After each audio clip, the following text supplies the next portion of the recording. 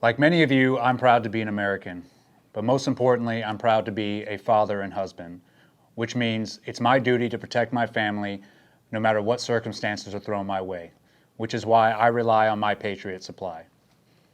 This month, their mega 3-month emergency food kit comes jam-packed with 33 varieties of filling and delicious foods. Not only does that include creamy chicken flavored rice, old-fashioned Italian spaghetti, and savory, cheesy broccoli soup, but you will also get a bonus protein kit with diced beef, flavorful chicken chunks, and 3 varieties of beans, plus 9 different fruits, vegetables, and snacks. All in all, this emergency food kit provides a whopping 2,500 calories per day and keeps you well fed and ready for anything. The way I see it, it's my solemn duty as an American and father and husband to protect my family without waiting for handouts. And that starts with food you can depend on that lasts up to 25 years. If you go to preparewitheddy.com right now, you can save up to $300 on your mega 3-month emergency food kit.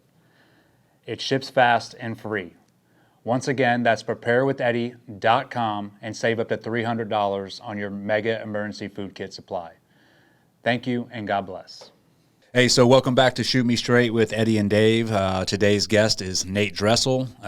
So I think you reached out to Dave, was it a couple weeks ago? Yeah, a month or two ago. Wanting to come on and you got a story for sure. You sent us a bunch of documents on it, which I looked over. I kind of got the gist, but I'm going to go ahead and let you tell it in your own words. But I think we'll start off first with obviously your background, where you were born and stuff like that, and then you have a obviously extensive military career that we can delve into as well. Yeah, well, thanks for having me, guys. Yeah, brother. So I've been listening to your podcast and reached out about my story because you and I have similar battles with command teams and military legal systems trying to pin some stuff on us. Mine's not nearly as grave as yours was, but still in the same realm. Yeah, it was in the same realm, the same amount of distrust, and it was trying to strip away 17 years of my career that I'd worked for. But we'll get to that, I guess. So, first off, my name's Nate Dressel, Green Beret veteran. I own a company called Frontier Coffee. I've got a wife, 2 kids, and just kind of bebopping along now, trying to sling coffee and keep a foot in the door of the National Guard. I joined the Army in 2004. Where were you born? Like, where are you from originally? New Hampshire. New Hampshire, okay, so northeast. New Hampshire and Vermont. Yep, New England. All right. I'd always debated between going to college or the Army, so I went to college for a year and then joined the Army. Yeah, tried that out. Yeah, so you have a prior family in the military? My grandfather was World War II. Okay. Yeah. Was that a sort of a big influence on you? Absolutely, yeah. Yeah, definitely one of the most influential people in my life. Okay. Grew up fishing with him, grew up, looking through one of my favorite things to do was look through all his old albums and see him all over Southeast Asia and Europe, all the World War II pictures, so. Yeah, was he tell you stories and stuff growing up? Yeah. Yeah, so it was either college or go do what my grandfather did. Did you have a idea hey, if I join the military, I want to be special forces? No. Really? All I wanted to be was a little green Army guy.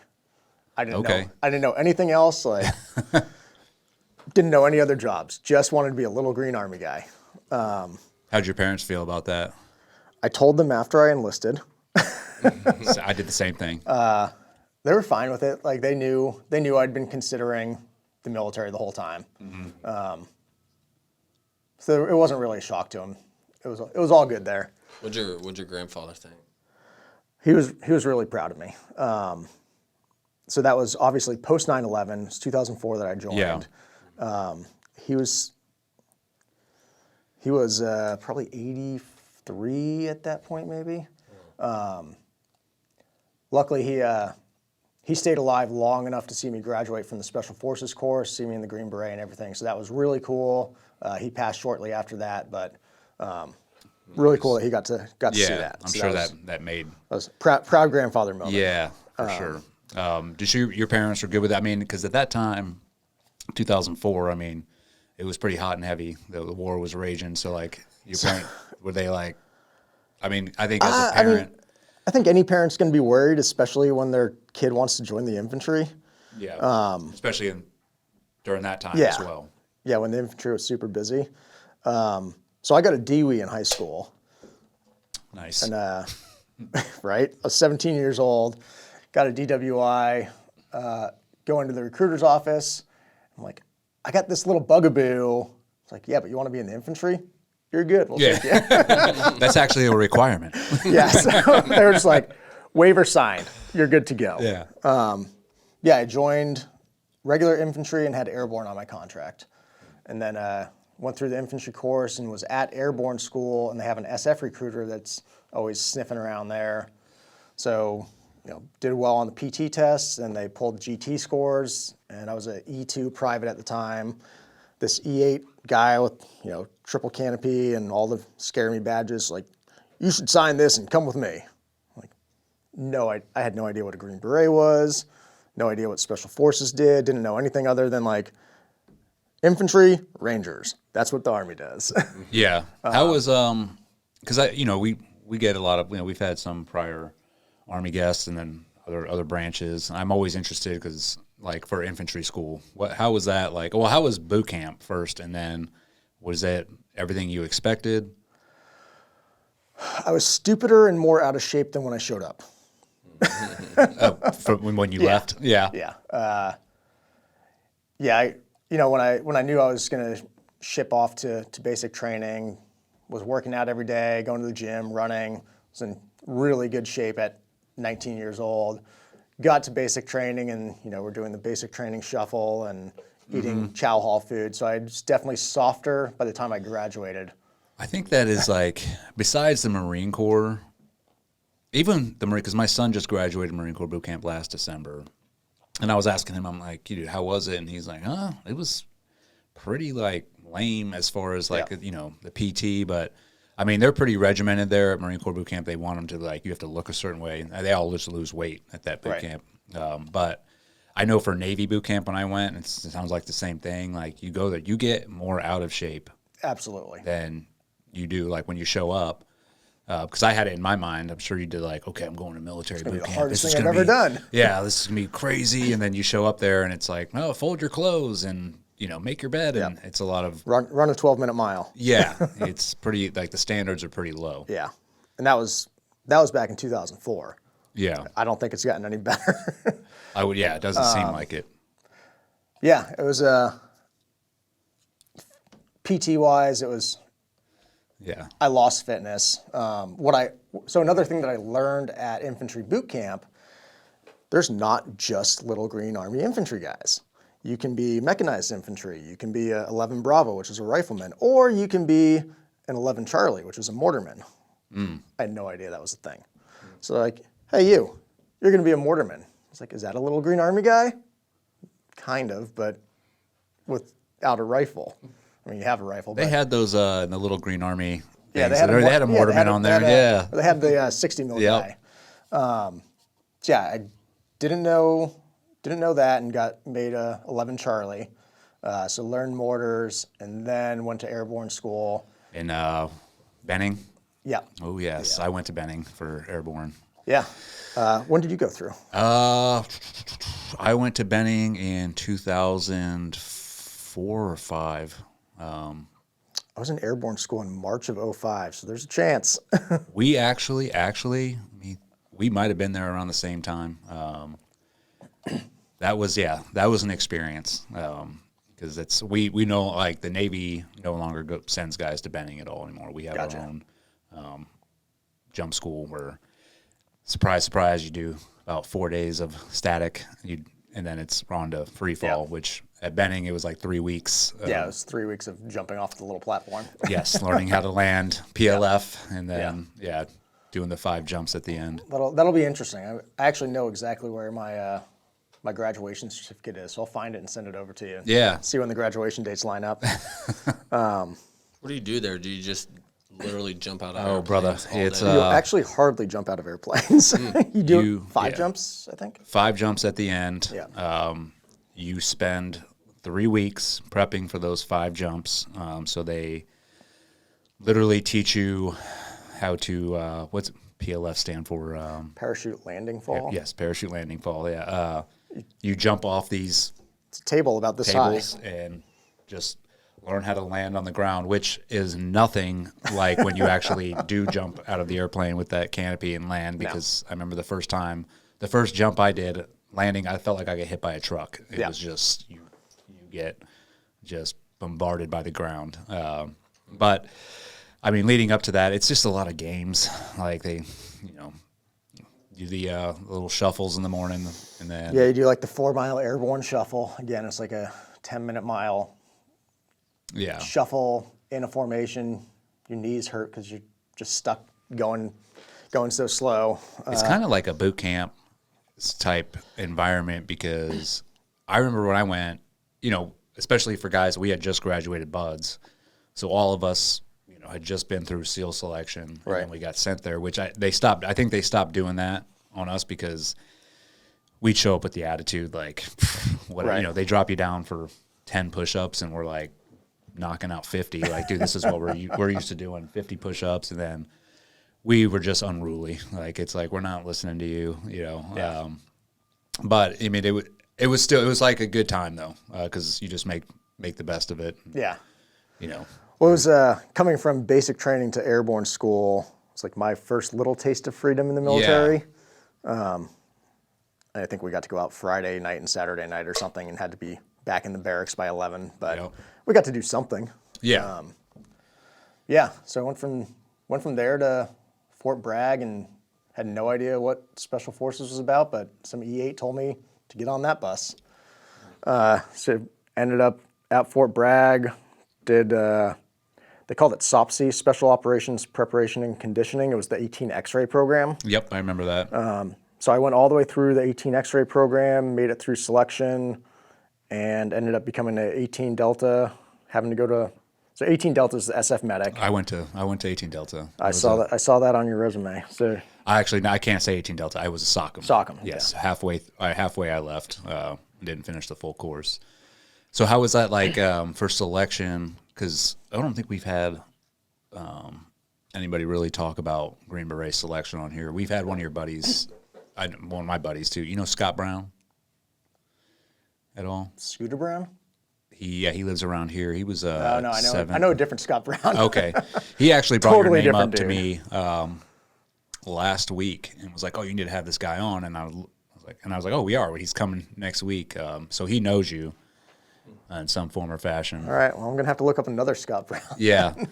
But I definitely, for like the listeners, I mean, for Green Beret selection, obviously you go to that preparation course. Yeah, so not everyone gets to go to that preparation course. They were doing the 18 X-ray program at the time, which was basically the SF babies. Like, guys could enlist in the military with 18 X-ray on their contract, and it would give them a guaranteed shot to go to selection. Yeah. Doesn't mean that they get selected, just means that they get a shot to show up. So I fell into that program because I got snagged at airborne school. Didn't have the big fat bonus that any of the 18 X-rays had on their contract, but Did you end up getting it, or no?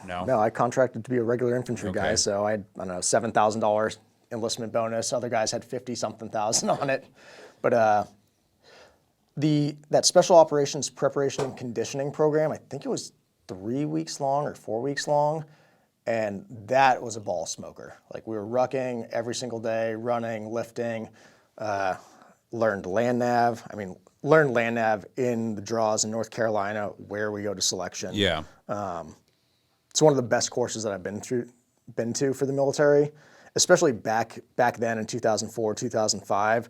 All the guys instructing that were like the original, OG guys going in 02 and 03.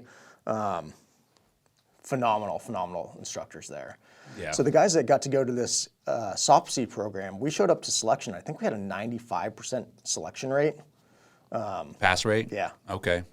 I mean, we were so stinking fit at the time, and we were all like 20, 21 years old. Yeah. So nothing hurt. Yep. Yeah. You can bounce back from whatever. Yeah, and we were just used to it. But selection's tough. It's physically difficult. I mean, you have lots of ruck marching, lots of running, lots of team events. They're doing log PT. They're doing like the vehicle drags, down pilots and everything. And it's a mental game. It's very, isn't it very like individual based?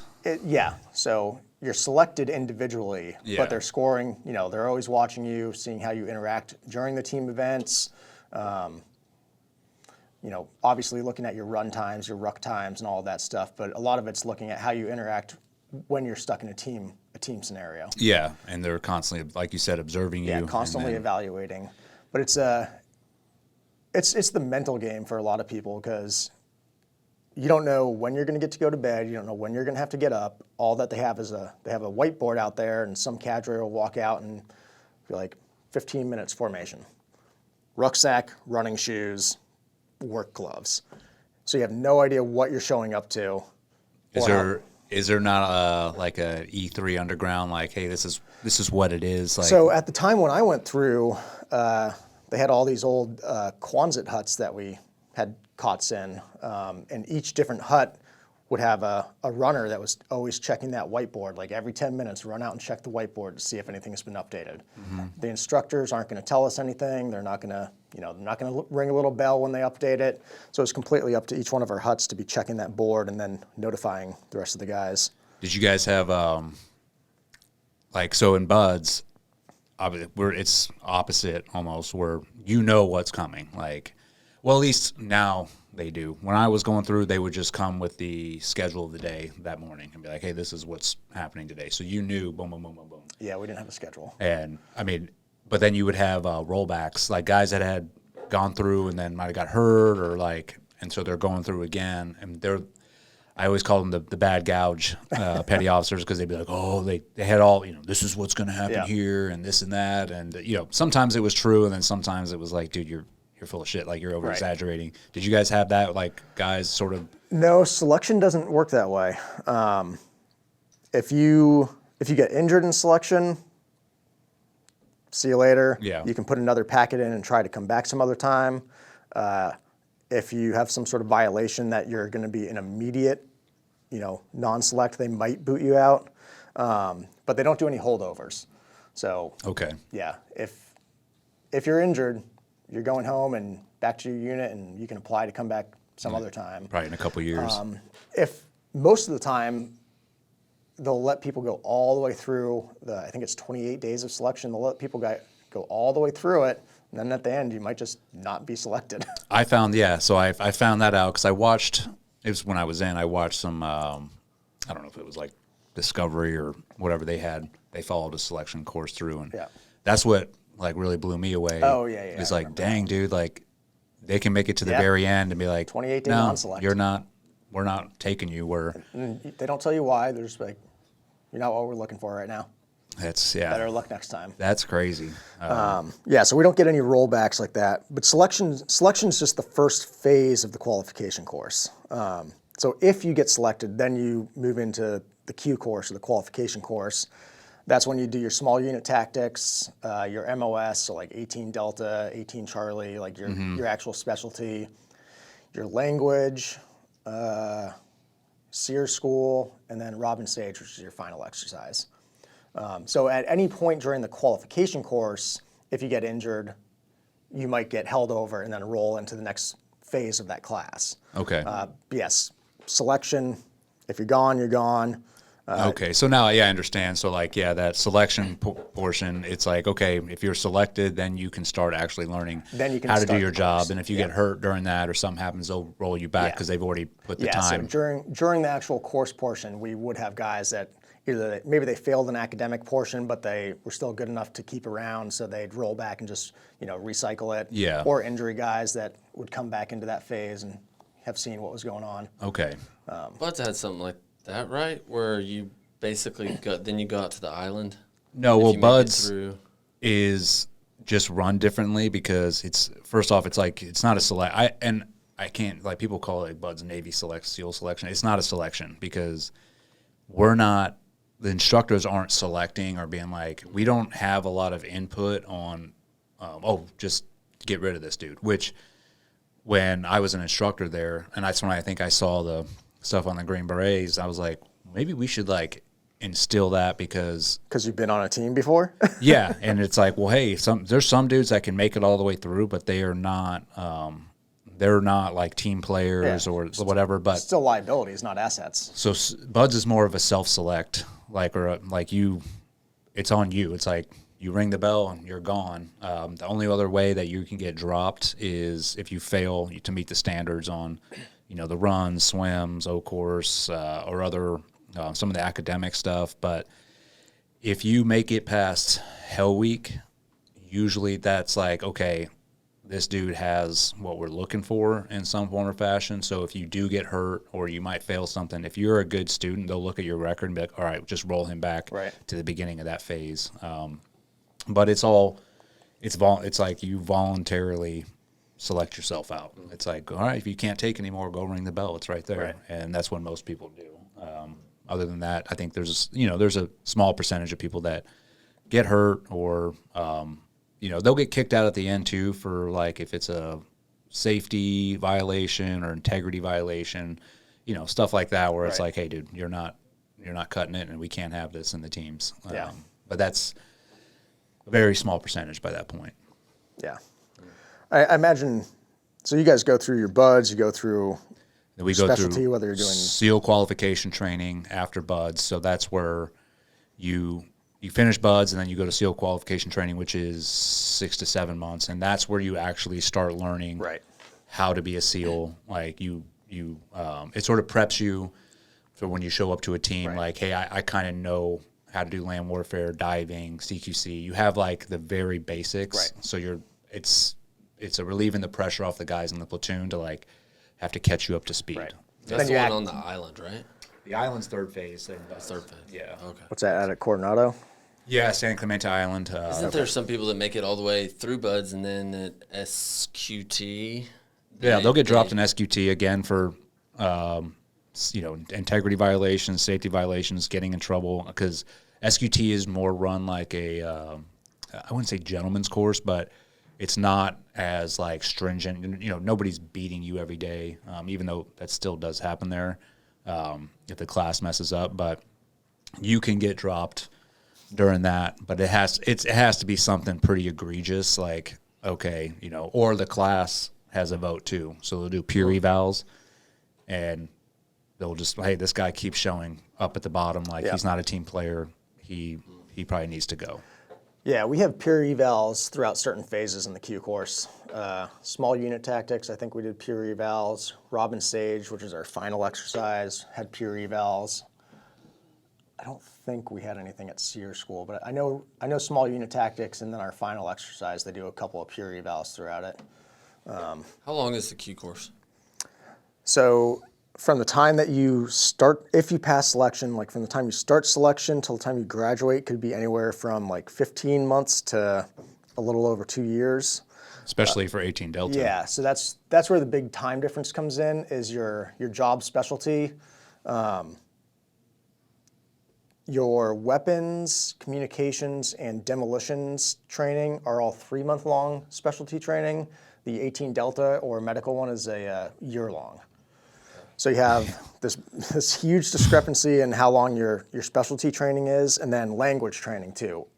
You have to learn a foreign language to graduate the Q course. So you could be a fluent Spanish speaker. You could be a fluent speaker and test out, or you could get something like Mandarin or Russian or Farsi and spend 7 to 8 months just sitting in language immersion. Every Green Beret has to speak a foreign language. Yeah. Wow. Yeah. Yeah. So, yeah. I went through Russian training, and I don't speak a lick of Russian anymore.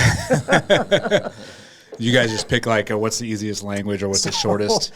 So actually, it was kind of funny. At the time, like very little stuff was computerized back then. I mean, they had stuff on computers, but it wasn't like, the share drive and everything like they have now. So they kept passing around this class roster, like soldier's name, their job specialty, and language. And mine kept coming around. And I had put my top selections as like Russian, Spanish, Italian, or something, I don't know. Yeah. But I had Russian because I really wanted to go to 10th group and live out in Colorado and go skiing all the time. But so mine kept coming around and said, Nate Dressel, 18 Delta, Farsi. nope, I don't want to go to that group. So I kept crossing it out. Every time this list came around for like 6 months, crossed it out and wrote Russian because I wanted to go to 10th Special Forces Group. Finally, the list comes back around and it has Russian typed on it. I'm like, yes. There you go. Yeah, paid off. It paid off, but I still didn't go to 10th group. Oh, really? By the time I finally graduated, they were like, first group's getting ready to deploy and they need medics. So forget Russian. You're going to first group. Well, then, yeah, because I guess like the medical qualification, I mean, you're going to get. That superseded any of the language stuff. Because that's a priority. How was 18 Delta for you? I loved it. Yeah? Yeah. Did you make it all the way through, like with I no? was a first-time go all the way through 18 Delta. One of the things that helped me in the Q course, I think, is the fact that I never really left training. It's like went to basic training, went to airborne, went to SOPC, went to selection, and rolled straight into the Q course. It's like that's what you do, is you show up and you do Army every day. Yeah, you never really left student status. So Yeah, there was never no left like student status. break. So Yeah. I just kept grinding away, and whatever they put in front of me is what I did. I definitely, I was single, I was young, I was fit. It wasn't easy. No, but what else? I didn't have anything else to do. Yeah. So yeah, I made it all the way through the 18 Delta course. Absolutely I love knowing medicine. I love having the ability to, save lives when in need. I have no desire to practice medicine on the civilian side, but I love having the skill set. Well, yeah, that qualification, I went to 18 Delta kicking and screaming. I did not want to go. I was like, That's how most of the SEALs are. yeah, but I was a corpsman with the Marines beforehand, so they were like, you're going. Dude, I'm glad I went. It's the best school I went to. Yeah. I struggled. I got rolled for pharmacology right at the end of like the first phase. Yeah. And then, but once I got rolled, I crushed it the whole way through the next time. Yeah. And it was a great course. Is it like one of the best medical? I believe Courses? so. Yeah. Yeah. Absolutely. Hands down, So- it has to be the best, like military run medical course. I mean, SEALs don't go there anymore. Somebody told me that recently. Yeah, they stood up their own in, I think it's in Alabama. I forget. I'll have to look it up. But when they started standing that up, I was like, this is a mistake. I'm It's like, a huge mistake. there's nothing better than. The Air Force guys did the same thing Yeah. with whatever their funny unit is out there at Fort Bragg. They stood up their own school. But the PJ stood up their own school. I guess the SEALs did, Air Force did. I think that's a huge mistake, losing continuity of training across what the soft medics are doing. Like, when we deploy, the amount that we actually work together, having that continuity is huge, I think. Yeah, and I believe the same thing. I'm like you're knowing that I can look at a SEAL medic, a PJ, like a MARSOC corpsman or something, and like all of us can do this thing. That's a huge value. we all come from the same foundation, Yeah. and we're like we know what each other knows, and it's like, okay, this guy probably knows what he's doing. Yeah. So and it's the relationships that you build too. Because when I went to Bragg, it's like you make friends with guys that are going through the Q course or Rangers and this and that, and so you see them later on downrange. You know a dude named Blair Dell? Is he a team guy? He's a MARSOC corpsman, but he's been around for forever. What year did you go through 18 Delta? I started it in late 2005, maybe. Dude, we were probably there around the same time. Probably. Yeah. Anyways, Blair's been around forever, and like him and I always ended up on the same cycle, going back for our refreshers. But I know he's a West Coast guy, East Coast guy, and eventually he made E9 as a corpsman, which is pretty cool. Yeah. Yeah, so like what Eddie went through, that SOCM portion, I mean, you come out of there as, trauma paramedic. You are it's way beyond TCCC expert. TCCC, yeah. But for anyone that doesn't know See, like the Tactical combat casualty care. So yeah. So when we leave, we're pretty much like, yes, I'm capable of, if I have a patient, I can hold on to him for 24, maybe 48 hours. Yeah, and but beyond that, that it's like, portion's mostly trauma based. yes. So they just keep them alive. yeah, so that's a 6-month portion, and then the 18 Delta, like the full course is a year long. So then we go into the clinical medicine, more in depth pharmacology, tropical med, surgical, surgeries. So you come out of there, like, it's very close to like a physician's assistant with a trauma focus. Yeah, a nurse practitioner or something. Yeah, similar to PA, nurse practitioner with a trauma focus. We're capable of doing field amputations, anesthesia out in the field. Tropical med is huge because of where we deploy to, not just with like our team guys, but taking care of the local populace. You might be the only medical provider. So it's a really extensive course. Oh yeah. Yeah. They offered to us like, hey, do you want to stay for the Yeah. long? But most SEALs are like, no, I want to go to, because the war was going on at that Yeah. time too. It's like, get me to a team so I can go to war. And So that's what I saw. I mean, I was stuck there because it was Delta. Yeah. But all of the SEALs and Rangers, and they weren't MARSOC at the time, but Yeah. the guys that were attached to whatever they were Force called. Recon. Yeah, Force Recon. They all took off at 6 months, but then a lot of them started going back and doing the long course once they hit like E6 or E7. yeah. And that was actually really cool. I'd go back to refreshers and have all these MARSOC guys and SEALs and senior Ranger guys coming through, and the amount of real world experience that they had as like a SOCM medic, being in Ranger Bat or on a team forever was crazy. Yeah. The Ranger medics are insane. They are. They're squared away. Yeah, those guys are so stinking good. Yeah. I agree. I think those got, are like- some of the best medics. You've got like E4s throwing Roboas out in the field. Like, doctors don't know how to do this. How did you guys figure this out? Yeah. They nerd out on it. They nerd out, and like Ranger medics are nerding out on medicine in the barracks. It's wild. Yeah. Yeah. I always found those were like the most, I don't know, I guess squared away out of all of the branches. But So anytime that we went back to refreshers, like all of us SF guys would be looking at and they were almost all younger than us, like lower rank, younger Rangers, but we would look at their aid bags and like, how do you have that packed? That is amazing. It's the most efficient, like everything's right where it just makes sense. yeah. Phenomenal medics. So Yeah. I agree for sure. yeah, I like having the skill set when needed. That's about all I want to do with medicine. Yeah, I liked having it because it got me on every op. Yeah. I'm like, no matter what, you have to take a medic. So. Well, and you used it some. Oh yeah, I mean, you definitely use it, especially if you kept deploying over to the GWAT. You're definitely going to work in that medical capacity several times during a deployment. And like he said, it's not just taking care of your teammates. It's you're going out, putting on med caps and. It's a taking medical care of the- civil affairs project. Yeah. Do y'all do that? Is Green Berets, I picture doing that more, going out within the civilians? It's a big part of what we do. And like putting on med caps is a great way to keep a finger on the pulse of what's going on in your area. Yeah. Like all the moms bring their kids there. We put on vet caps too, like for all the farmers. Like putting on those civil affairs projects is easy way to have intel on the area. Yep. So you gather information, and you can really find out a lot about what's going on in the area by helping the populace in that capacity. And you feel good about yourself. Yeah. I mean, I spent more patient time doing stuff with local populace than like usually U.S. guys. It's trauma based or a case of the sniffles or something. But Yeah. some of the stuff that you see walk into the med clinic, like when I was down in the Philippines and the only medical provider there for who knows how many miles, people would walk in with all sorts of wazoo stuff. Yep. Like, this has been growing on me for 3 years. Okay, let's figure it out. Yeah, and that's where you get to do a lot of work Yeah. as a medic. You're sort of on your own Yeah. program. You're like, well, I'm going to try this out better because option. nobody else is going to help them. So Yeah. So, yeah, yeah, being a medic was a pretty cool experience. yeah. So you went from obviously 18 Delta, you graduated that, and then you're going off to your first.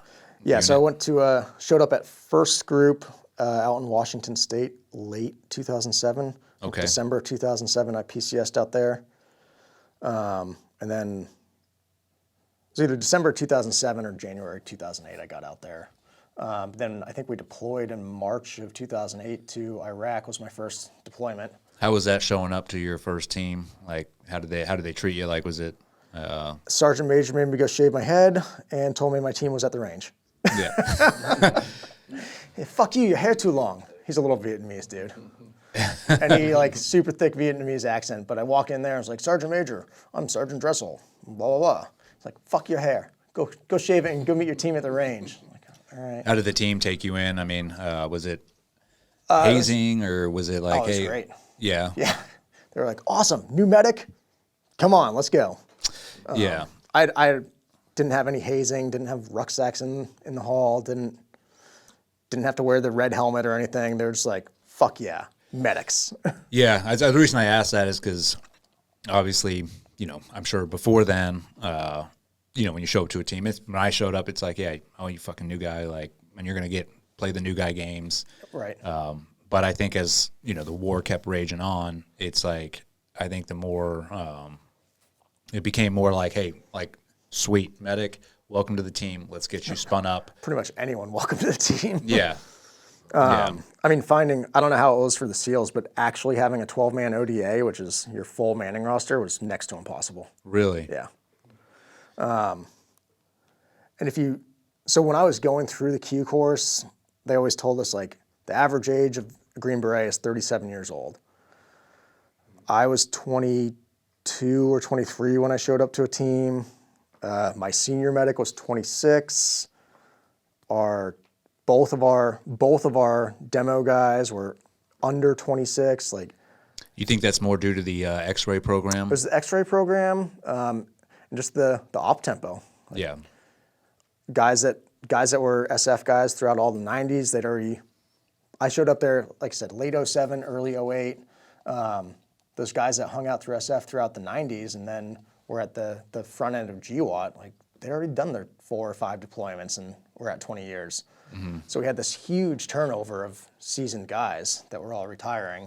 And then the 18 X-ray program feeding a lot of young guys in there. But when I look at that now, I'm like, I'm about to be 40. My team sergeant, when I showed up there, was the same age as I am now. Yeah. I thought that dude was ancient. I thought he was so old. But looking back on it, I'm like, man, we were just really young. Yeah. There's a lot of responsibility to have one 39-year-old dude, maybe a couple 35, 37-year-old dudes, and then a bunch of mid-20-year-olds. Yeah, because before the X-ray program, and they did the same thing at Buds as well. Like, I think every special operations branch pretty much did the same idea where they're like, all right, we're just going to get kids from the street and then get them right into the pipeline.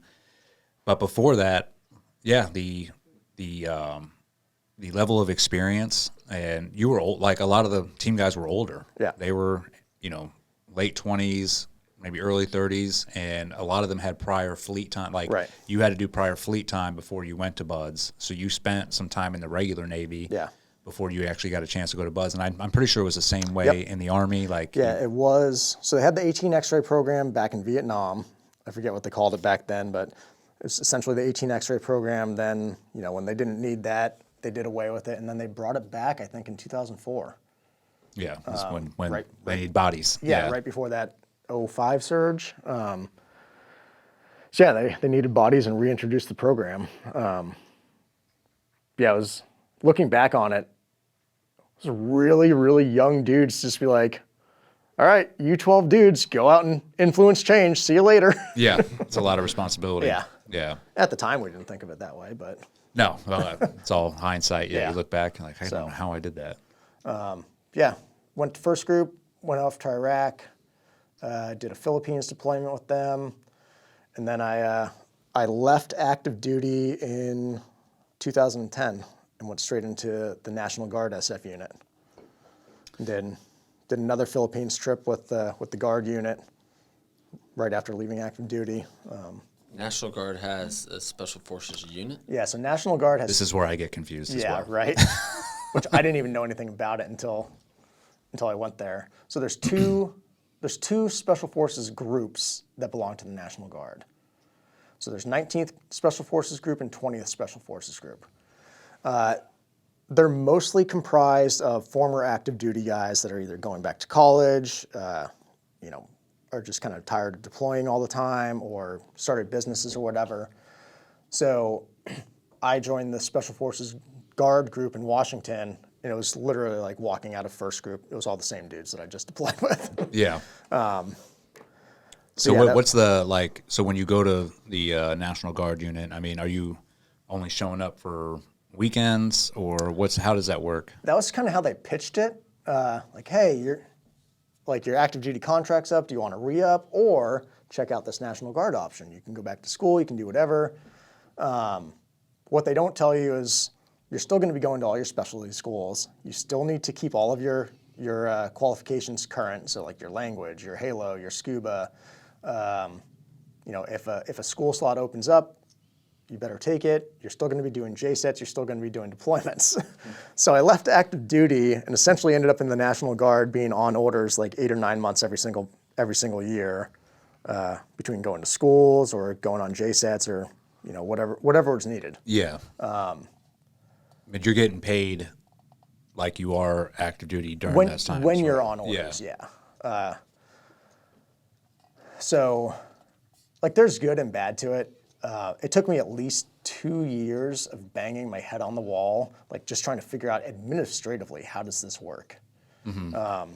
Once I kind of figured out how to maneuver through this different administrative and logistics system, I made the Guard life a little bit better. Like always having my physical, my admin stuff, all of my SRP stuff up to date. I would get the school slot if they opened up. Kind of keeping a finger on the pulse of what was going on within that Guard company just made it easier, as opposed to showing up on the weekend and, you know, having no clue. Like,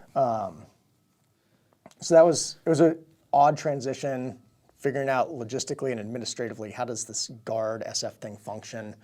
And you're still in the deployment schedule.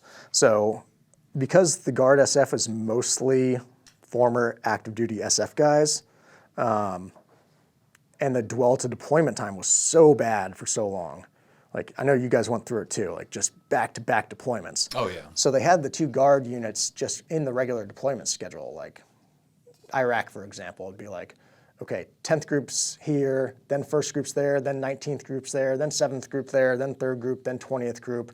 And the Guard group was just in that rotation schedule. It's like they were essentially on the same dwell to deployment ratio. How long are your deployments? Same as active duty. 6, 7 months? 6 to 9 months, depending on, you know, where you're going and what you're doing. Yeah. I didn't do a full tour with a Guard deployment. I ended up down in the Philippines for like 2 or 3 months, down in not Holo, Zamboanga, just north of Holo. Okay. Yeah, so I did the 10 or 11 months down in Holo with active duty, then went back down for another couple months as soon as I joined the Guard. Okay. Did you ever go back to Iraq or Afghanistan? Or? I actually volunteered for Afghanistan 4 times and never went. Okay. No idea how.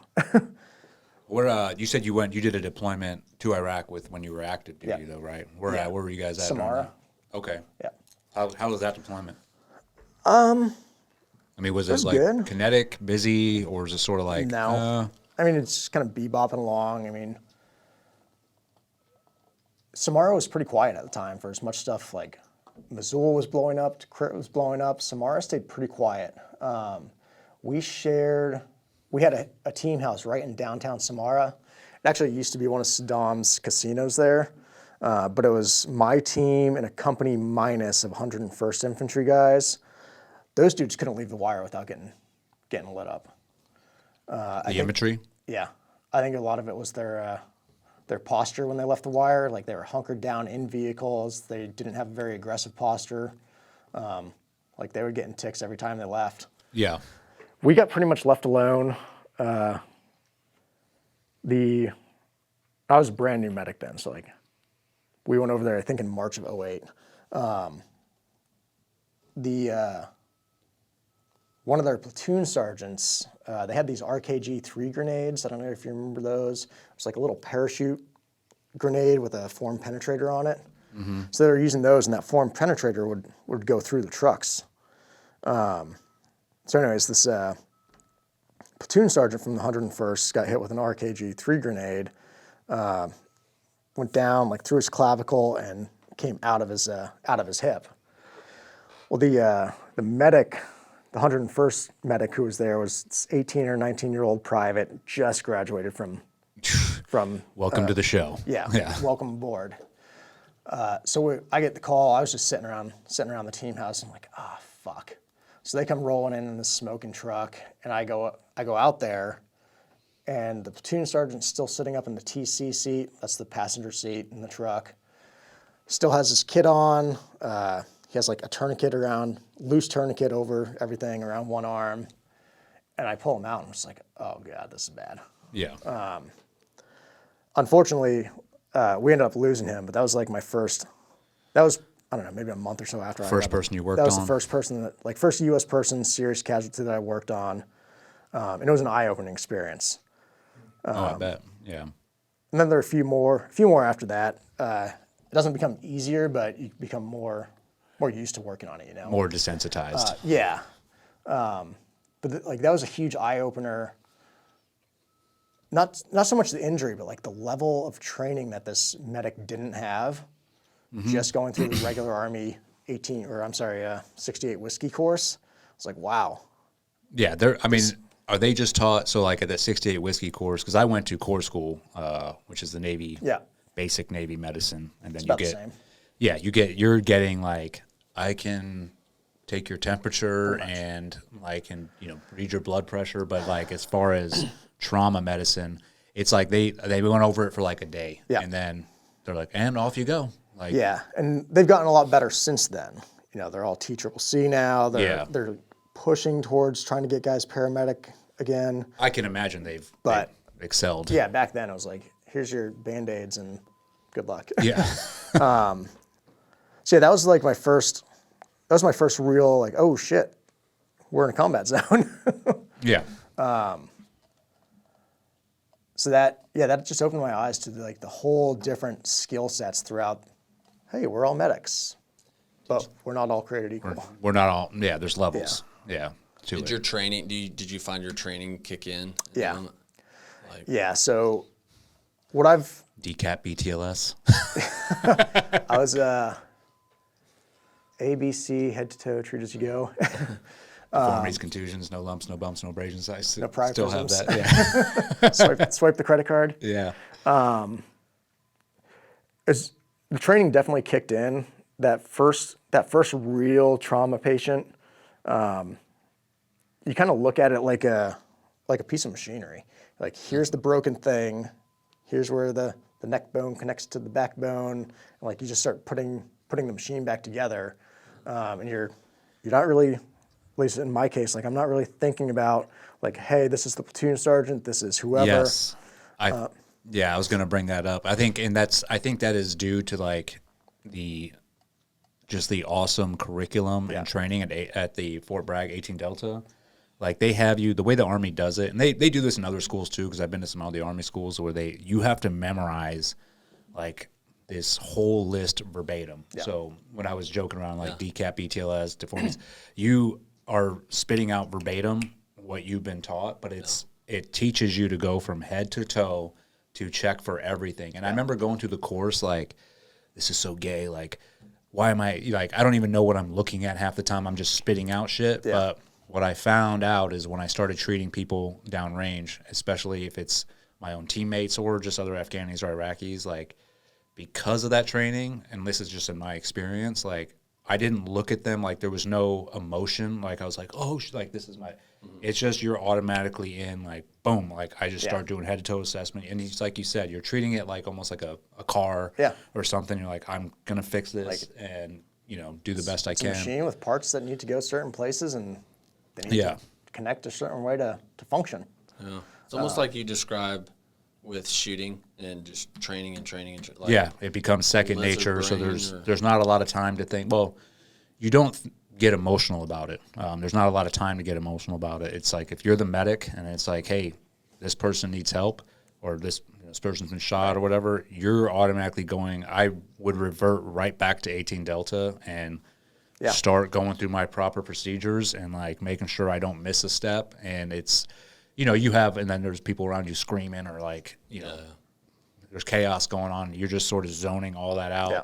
And all you do as a medic is like go through and then you report to whoever's there like, hey, give the, he needs a life flight. Like get this on the your 9-line report. Yeah, the 9-line missed reports. Yeah. You're on a timeline. I mean, depending. Yeah. Yeah. I mean, you're on a timeline for whatever your medevac might be if you have a medevac. Yeah, if you're in that golden hour. Yeah. Yeah. Yeah, that was the first guy that I lost. I've had to work on several more since then that didn't make it too, but like. Did you take that pretty hard? Was that like? Yeah, man, that one. I could have done that better. How did I mess? Kind you of. took it. I mean, I didn't sleep for like really bad sleep for the first couple weeks after that, like going through every single thing, and like he was coming in and out of consciousness, like he just wanted to go home and see his daughters. Like it was painful. Yeah. It was all that he wanted to do. Ultimately, the only thing that could have possibly gotten him home is if there'd been a SOCM medic on the X when he got When hit. it happened. Yeah. By the time he got into my aid station, He was too far gone. Yeah. Is that hard to not take that on and to go, hey, I did everything that I knew how to do. I tried, but I mean, like I knew that. It still troubled me because it was the first U.S. guy that I, lost. The big thing that and I was young at the time, 23, 24, whatever I was. But I was looking at this 18 or 19-year-old private who had really just lost his platoon sergeant. Like he was the guy that was supposed to be fixing him when he got hit.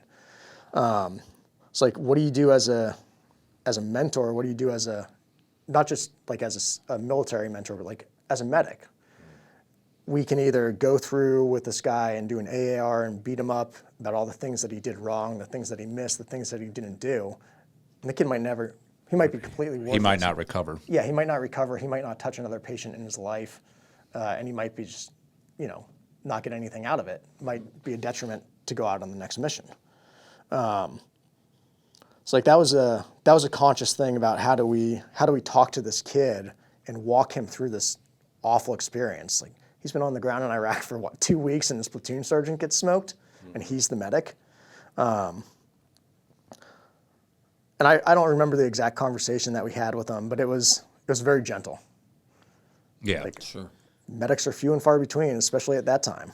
And we needed this kid to be coachable and we needed him to go back out there. Yeah, because they're needed. Yeah.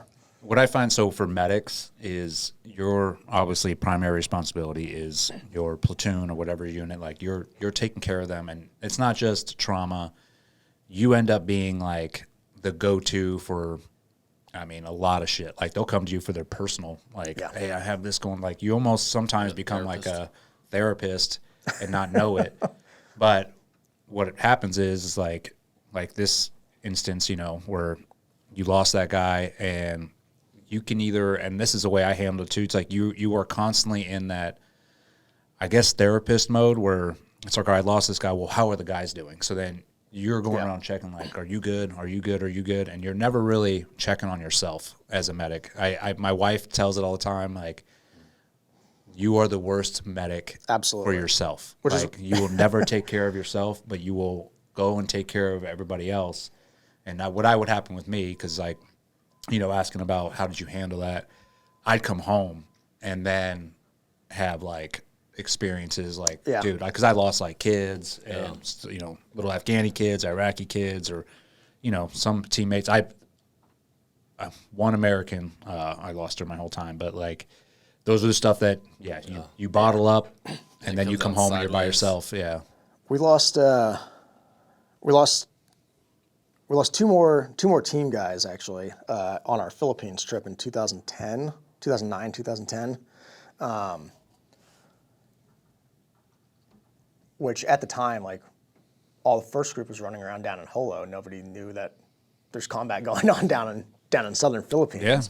Yeah. So we lose two SF guys down there, and one of them we were putting pieces back in the bag.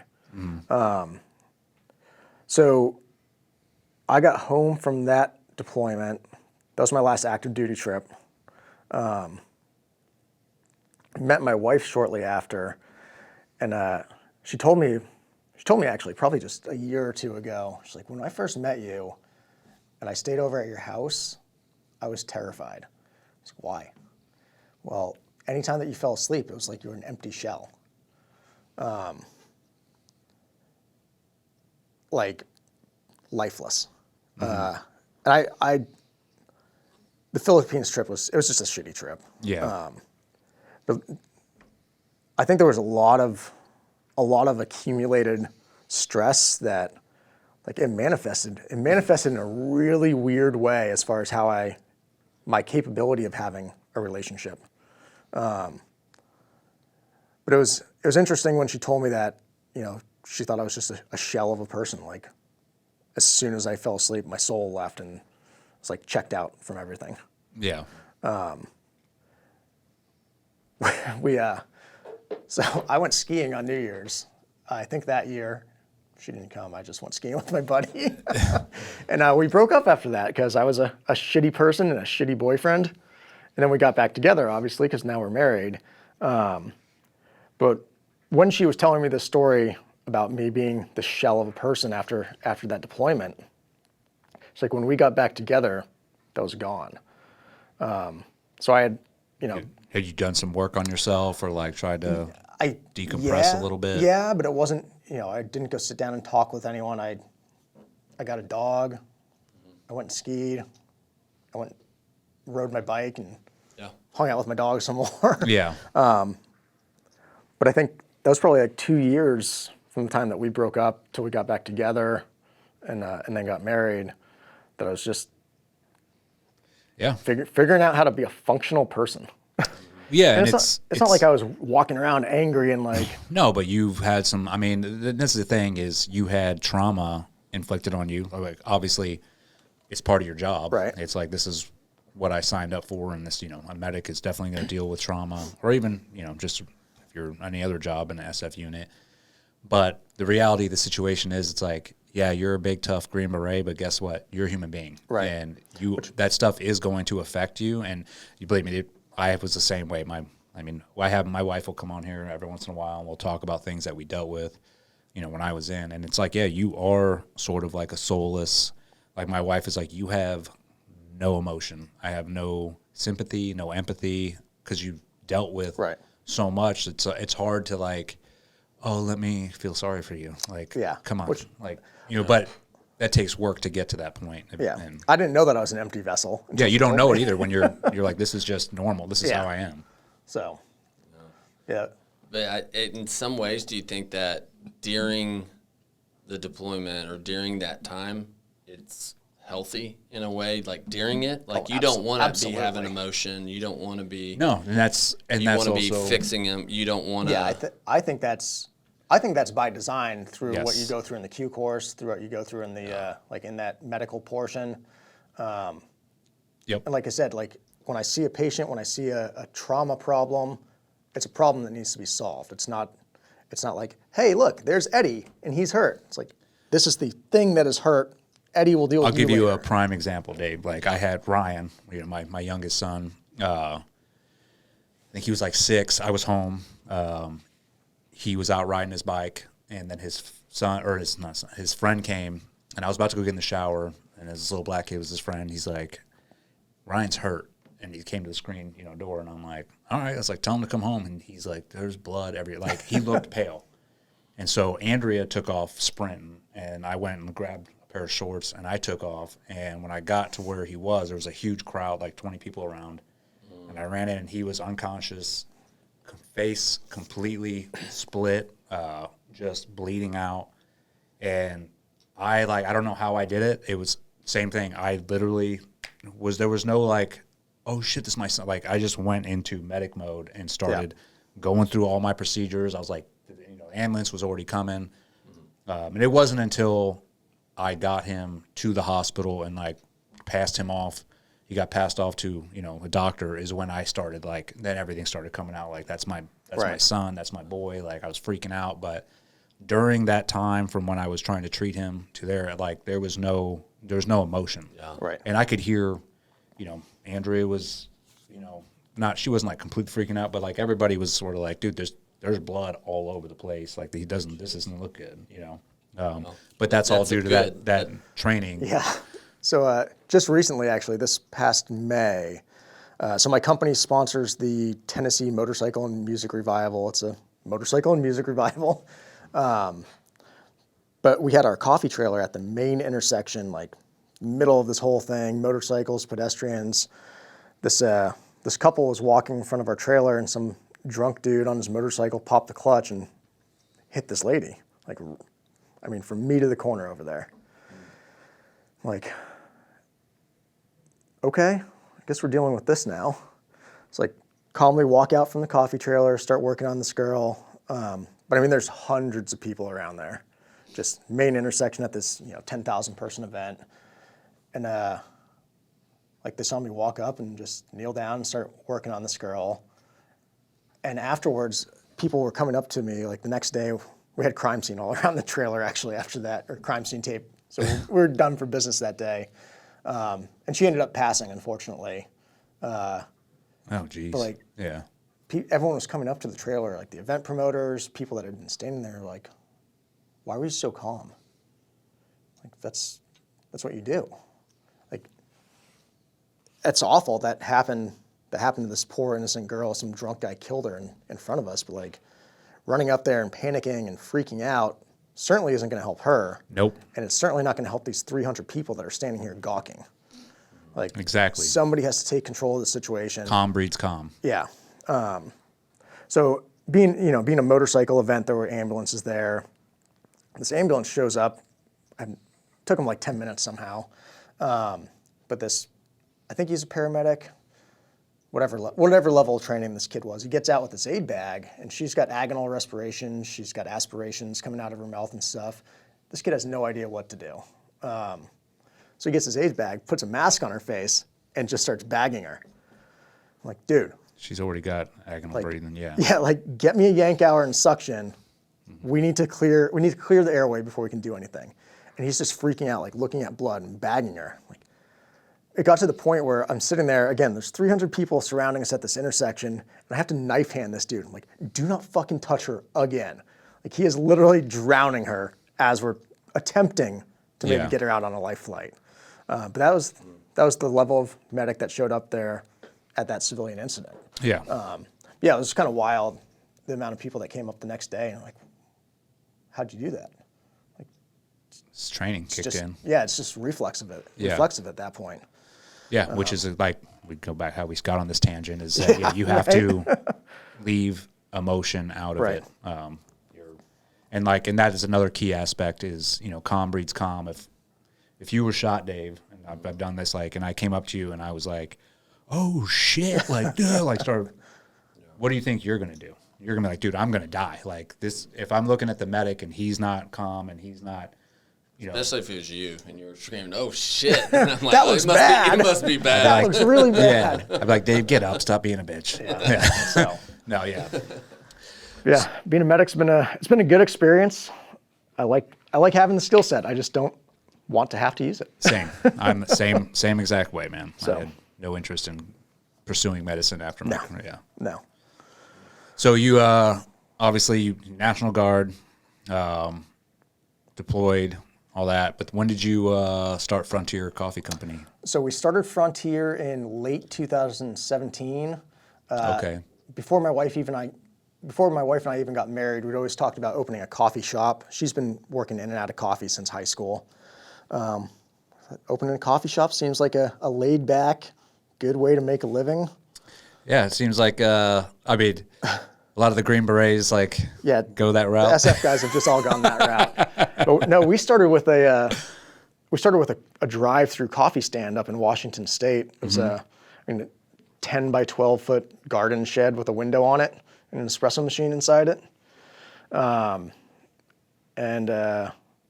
we ran that for, almost a year or so up in Washington State. Ended up selling the retail shop and continuing with roasting. We were doing wholesale roasting and roasting for other people. It slowly grew. We moved down to California in 2018, I think. Okay. I was back on active duty orders working at Fort Hunter Liggett. Oof.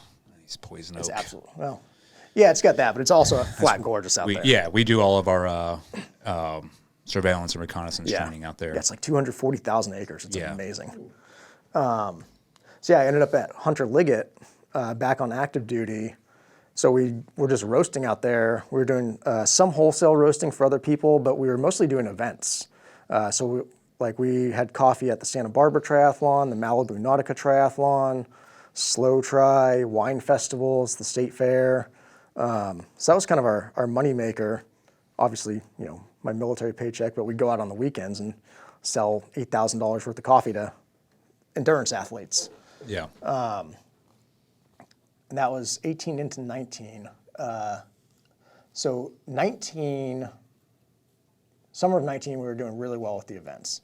And we had the deal to do all of the coffee for Ironman Triathlon up and down the West Coast, like from San Diego up to Washington. So I went and talked to the general that I was working for. I was like, hey man, my company's taking off. I want to go back to do the part-time guard thing and focus on my company. So I think it was November of 19 that I left active duty again. How was that received when you brought that up? Were they like, cool? Yeah. Okay.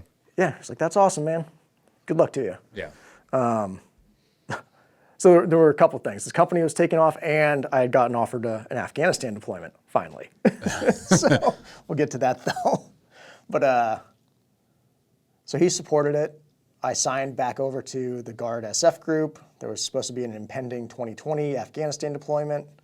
And then all of a sudden in March of 2020, I had left my active duty job and I had 0 coffee contracts for the rest of the year because of COVID. Yeah. So I'm like, oh shit. I'm living on Central Coast, California. I don't own my house there.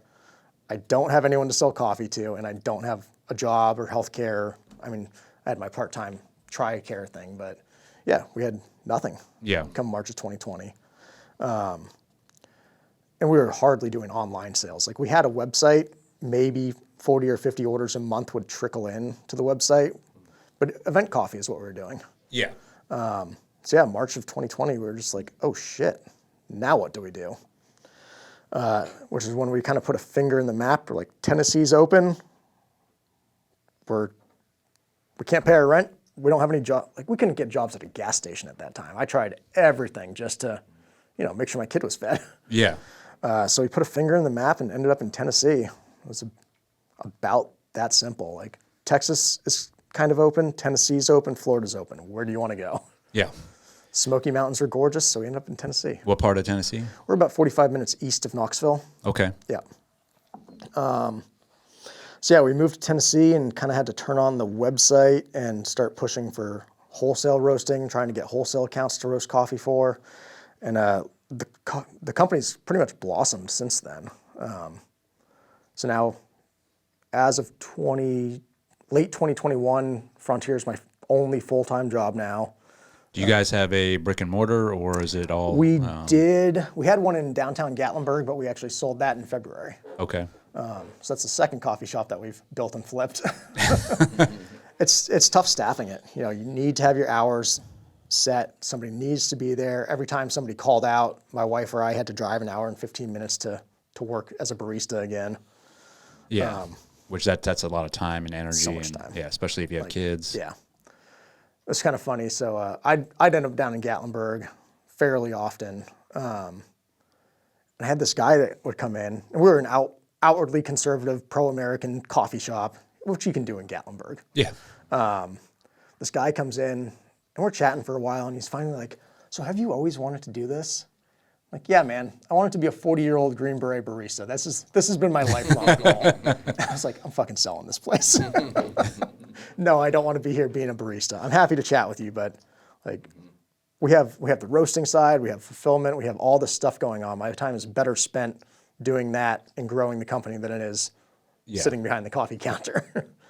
So yeah, we sold that, and our wholesale is taking off again. We're not doing events anymore, like not the weekend events anyways, but wholesale, direct to customer, and we're doing a lot of white labeling now. So if you want to have eddiecoffee.com or shootmestraightcoffee.com, like That's smart. we'll do Smart. we'll do everything from, we bought a professional label printer now, so we do all the labels in-house, we do all the obviously the roasting, packaging, and third-party logistics fulfillment services. So Nice. that's Nice. a And has full-time gig now. has like the white labeling, is that picked up? Like there's a lot of Yeah, we're doing quite a bit of it now. really cool. Yep. Yeah.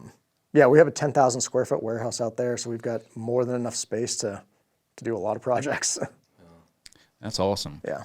So during that, so obviously you have that Frontier's like picking up, right? You sold your second brick and mortar, you're picking it up. Then there's something happens during that time, right? So, like I mentioned, we're an outwardly conservative, boldly patriotic. Like how dare you? I know. How dare you be pro-American? How could you? I'm so sorry. I'm so sorry. Yeah, we're so on the company's social media is outspoken about it. Everyone knows it. Yeah, during that time, I think September, October of 2021, the company was being very outspoken about vaccine mandates on the military, the way that they were coercing troops into it, the way that they were threatening troops into the vaccine. So the company's outspoken about that. And at the same time, somebody from 19th Special Forces Group released a picture of the group's vaccination status, which was only around 50%. Like maybe 48% of the guys had actually gotten the vaccine, I think. Yeah. So was that somebody from within that group released that for a purpose? Like, hey, Probably because they were pissed off that they were being mandated to take a vaccine. that's what I mean. Okay. Yep. That's my assumption, is that somebody's upset that they're being mandated to take an experimental vaccine. Not only is it experimental, it's flat out illegal. Like they only had the emergency use, use vaccine, not the actual FDA one. So yeah, whoever took the picture, it got out there into the world, and it got put out on Instagram or Twitter, and got a lot of eyes on it. So essentially what happened was the Special Forces Group Command gets wind that this picture of 50% of their Green Berets saying that they're not getting vaccinated, they get wind of it floating around the internet. The guy that posted it is based in Nashville, Tennessee, like 4 hours away from me. But they essentially look at that and like, that guy posted it in Tennessee. Nate's company is outspoken and is in Tennessee. Nate did it. And that was it. That was They blamed you on it. They blamed me. So they opened up what they call a 15-6 investigation. I don't know what they call it in the Navy. It's it's a command-directed investigation. Okay. So they opened up this 15-6 investigation, and the premise is, or the goal is, how did this information get from a National Guard human resources database out into the world? And essentially all that they had is Nate owns Frontier Coffee Company. Frontier Coffee is very outspoken about the way that this mandate is being imposed. He must have done it. So in the command-directed investigation, they actually did all the homework, and they broke it down. It basically says that 31 people in 19th Group have access to this human resources system. It's 31 full-timers. Yeah. And I'm a active duty guys. Yeah, I'm a part-time dude sitting out in Tennessee. You're still reservist, right? Yeah, still National Guard. National Guard, sorry, yeah. So still National Guard, but I'm just on the part-time status, and again, in Tennessee, not on a Utah 19th Group computer. So they break it down. They're like 31 people had in this unit have access to this information. 10 of them logged on to the system that day, and still point the finger at me. Like, that's fine. You guys can launch an investigation because my company is outspoken against it. But do these 31 people, or especially the 10 people that logged on to the day, like the timestamp that's on there, is there an investigation onto these people? And there was not. So in their investigation, they basically pulled pictures from the company's social media. Like the company had a post about the Afghanistan withdrawal and the 13 troops that died. Like, hey, where's the accountability? Yeah. And like that's literally their evidence of Nate did it because he's outspoken against military leadership, because the company's outspoken against military leadership. So, at the time I had been in for 17 years. I think around 11 11 or 12 years of active duty time, accumulated active duty time at that point, and 17 total. I was an E8, Green Beret, like done team time, done all this stuff.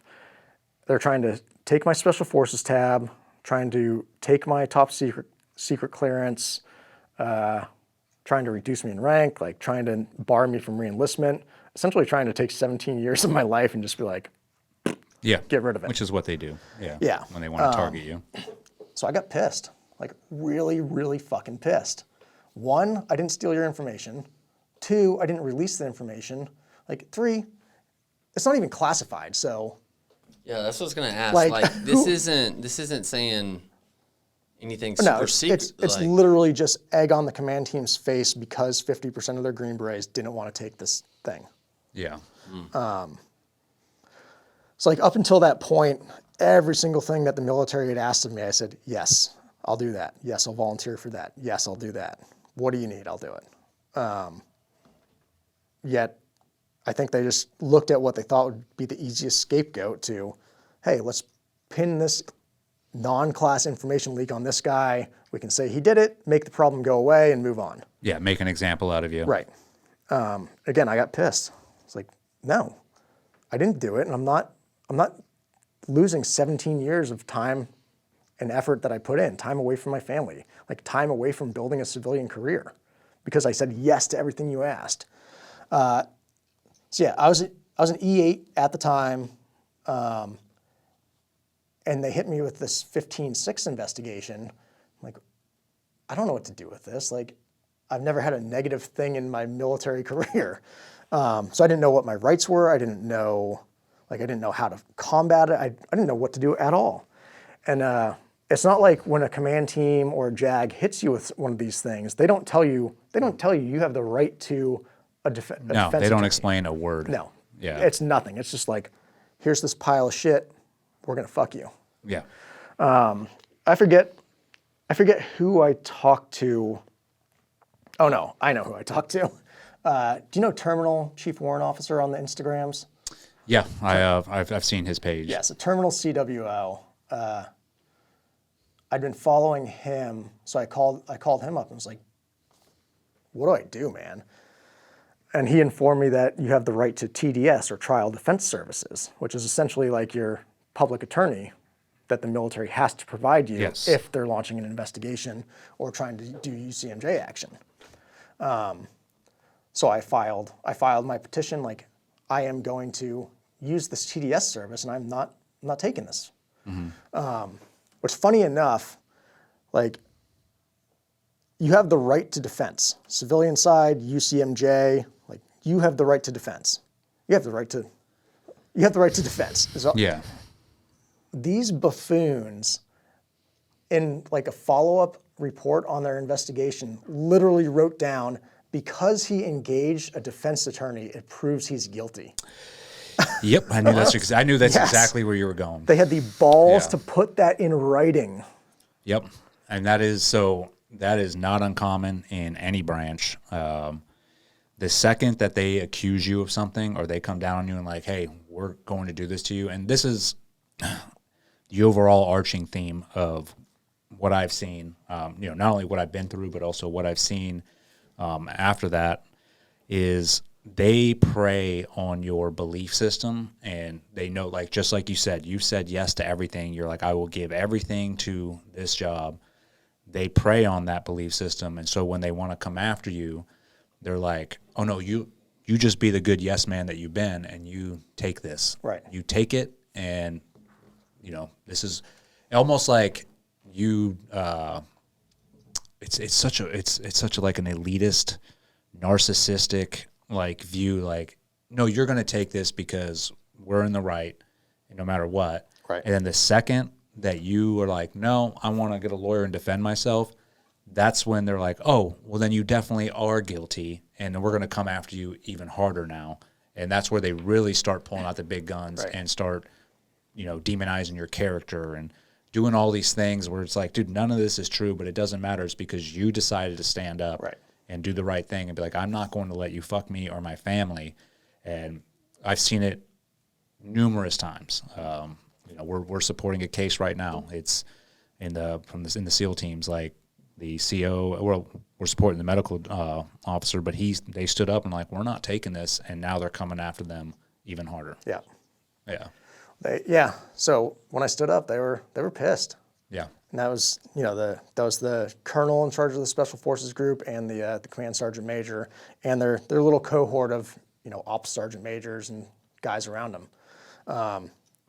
All full-time guard guys. Institutionalists. Yeah. So yeah. Oh yeah, absolute statists. Fuck those dudes. Yeah. So yeah, like looking at a command sergeant major, a colonel, and all these like full-time ops sergeant majors, all, 06s and E9s, like I'm a part-time dude. Like why? I know why. You guys don't want egg on your face. You don't want to take the blame for one of your full-time guys Yep. actually leaking information. Like the way that the National Guard works, you have all these guys, these part-timers scattered around, and you have this little tiny cohort of full-time people that keep the gears turning Monday through Friday. It's like, there's your problem. You don't want to take it as a command team. You don't want to be embarrassed, and you don't want to throw one of your boys under the bus, one of your E5s or E6s that you're boys with. You don't want to throw them under the bus. Clearly, you're not boys with them if they took that picture and put it out there, Yeah. though. They said, fuck you. So yeah, my TDS lawyer was phenomenal. He was a colonel, a part-time guard guy, so he's got a civilian practice, and he didn't have to be part of the good old boys club. Yeah. He wasn't part of the SF unit. He could give a shit about those guys. So I engaged him. We did, line by line rebuttal to every point of the investigation.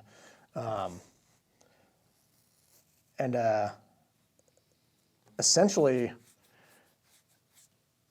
they weren't, like, the command team wasn't ready for the full-on attack that I was willing to unleash on them. So they're trying to make my life a living hell, and I found out every bit of ammo that I could use. I'm like, what you guys are doing is unethical, it's corrupt, it's poor leadership. Like, it blatantly goes Against everything. against everything. Yeah. It goes against our enlistment oath, your oath of officer oath, whatever they are. Like, it goes against everything. Not only what you're doing to me, but like the way that the command team is enforcing the vaccine goes against the oaths that we've all taken. Yep. So I found out like every bit of ammo that I could use, and ended up filing it's called an Article 138 complaint. It's essentially an investigation going back up the chain. So, an Article 138 complaint, your lower enlisted or lower officer is being like, hey, here's what the command team has done. That's, it's a bold grievance. It's repugnant. Like, it goes against whatever regulations, whatever UCMJ laws. So I filed this 138 complaint against the command team. Actually, I prepared a 138 complaint. I also prepared an IG complaint. So that's the Inspector General. Yep. For anyone listening. So I I prepared. thought you meant Instagram. It's like, Yeah. I'm glad you clarified that. Yeah, Instagram posts or whatever, what got everyone in trouble. So I prepared the IG complaint, prepared the Article 138 complaint, and prepared 4 congressional inquiry complaints. So I was assigned to a unit out in Utah but live in Tennessee, which means that I have my congressional reps out in Utah where the unit is, and my Tennessee reps in my home state. So on the day that the command team was getting ready to leave for Morocco, I think, whatever trip they were doing, like after they got on the plane, they got an Article 138 dropped on them, IG complaints, and 4 congressional inquiries. Each one of those has a certain time limit that they have to respond Yep. by. It's like, I give a fuck that you're in the sky. I give a fuck that you're in Africa. Your 72 hours is ticking. It's well played. So they were not prepared. Like, in addition to fighting the investigation itself, like, I'm coming after you guys. Good. This is not going to stand. And it didn't. Yeah. So what ended up happening? So obviously, like, when the artillery started getting unleashed on a colonel and command sergeant major at the Special Forces group, generals got involved. They're like, what the fuck is going on over at 19th Group? Like, why is the C8 so pissed? So the Utah State General read through everything and essentially wrote me a letter, and I don't have it with me right now, but it goes line by line. Like the first line essentially says everything in this investigation is legally insufficient and goes away today. The 06 tried to write me a letter of reprimand, which was comical. Like nobody gives a shit about an 06 letter of reprimand. Yeah. So line 2, letter of reprimand goes in the shredder. Line 3, like nothing on this investigation, nothing on any of this can go in, future evaluation reports, like nothing, it goes away. You guys done fucked up. Yeah, all this is expunged. Yeah, you guys done fucked up. And the final line is like, is this acceptable to you? Asking me. The one thing that the general asked from me is that I withdraw the Article 138 complaint. So I wrote back and was like, I'll accept these, like I'll accept what you're offering, transfer me out of this state. Like I want nothing to do with 19th Special Forces Group anymore. I want nothing to do with the state of Utah National Guard anymore. Transfer me out of the state, like just let me. Yeah, you would think that would be part of the solution regardless. It's like you can no longer, like I can't work I can't, for this individual after he tried to screw me. Yeah. So I wrote that back. I was like, as much as I didn't want to withdraw my Article 138 complaint because I think it was completely valid, Sure. it's like, this has been going on for 12 months. Trying to run a company, like we were pregnant with a baby, we had the coffee shop, like it's like I need it to go away, man. I'm done. Yeah, well that's a lot of stress. So I was like, I will withdraw the Article 138 complaint. I want to be transferred out of this unit, out of the state immediately. So the general wrote back and was like, yes, we will do that. Absolutely, it's done. Sweet. So I officially withdrew the Article 138 complaint. I believe that letter between me and the general was dated September 16th of 2022. Mm-hmm. Like, cool, it's put to bed. Mind you, my NCOR my annual evaluation was still complete dog shit. Like they still fucked me on it. So I withdrew the Article 138. I have my paperwork for my state transfer. They're gonna put me in a new unit. September 19th of 2022, I see the Public Affairs Office publishes Colonel Paul Peters, 19th Special Forces Group Commander, to be promoted to General.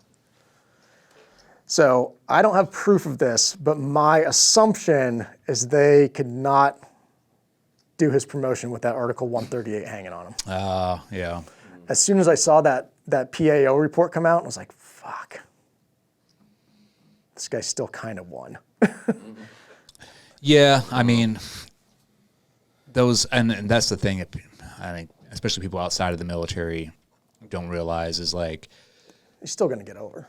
Yeah, and especially like the officers, that is, I mean, if you look at it as like a corporate type structure, they're going to win every time because it's an elitist group and they're institutionalists and they look out for themselves. Like all the officers, they'll look out for each other and they'll throw an enlisted guy under the bus without even hesitating. Oh, yeah. I mean, Paul Peters is one of the worst officers that I've met in my entire career. Like, I loathe this dude.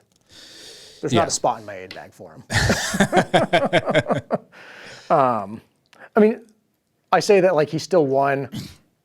I was happy to be done with it. I was just really annoyed. Like, I know he had this thing hanging on him, and now he's going to get his star. Yeah.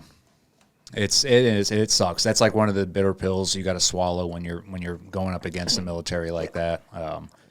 It's like at the end of the day, they're going to get their pound of flesh some way, and sometimes it's in that form. Like, well, the guy who came after you, who did all these wrong things, now he's getting promoted. It was the same in my case as well. I mean, I filed an IG complaint, all this stuff, and at the end of the day, that dude picked up a star, another star for his admiral.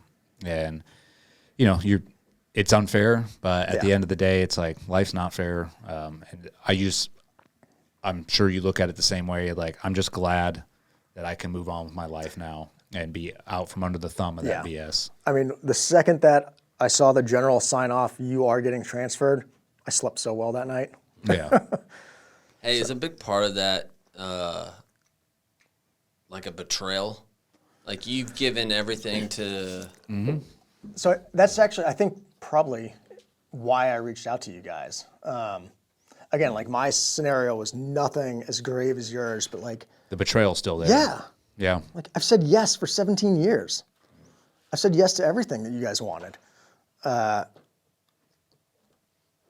why? You've given your life, your belief, like you. I don't know. Well, the bottom line is this, and it's what nobody really wants to say, out loud is, and you can compare it to our government, right? It's like they don't really give a shit about you. No. They will use you, and in a time of war, they're like, yes, like go, and they'll use you up for that, and they'll use your belief system.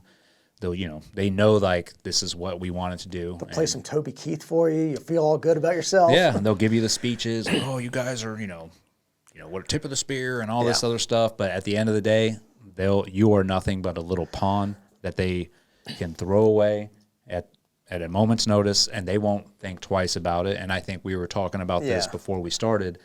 This is something that's not talked about ever. That is, I believe, one of the large factor in the suicide epidemic that's going on. That everyone's blaming it on.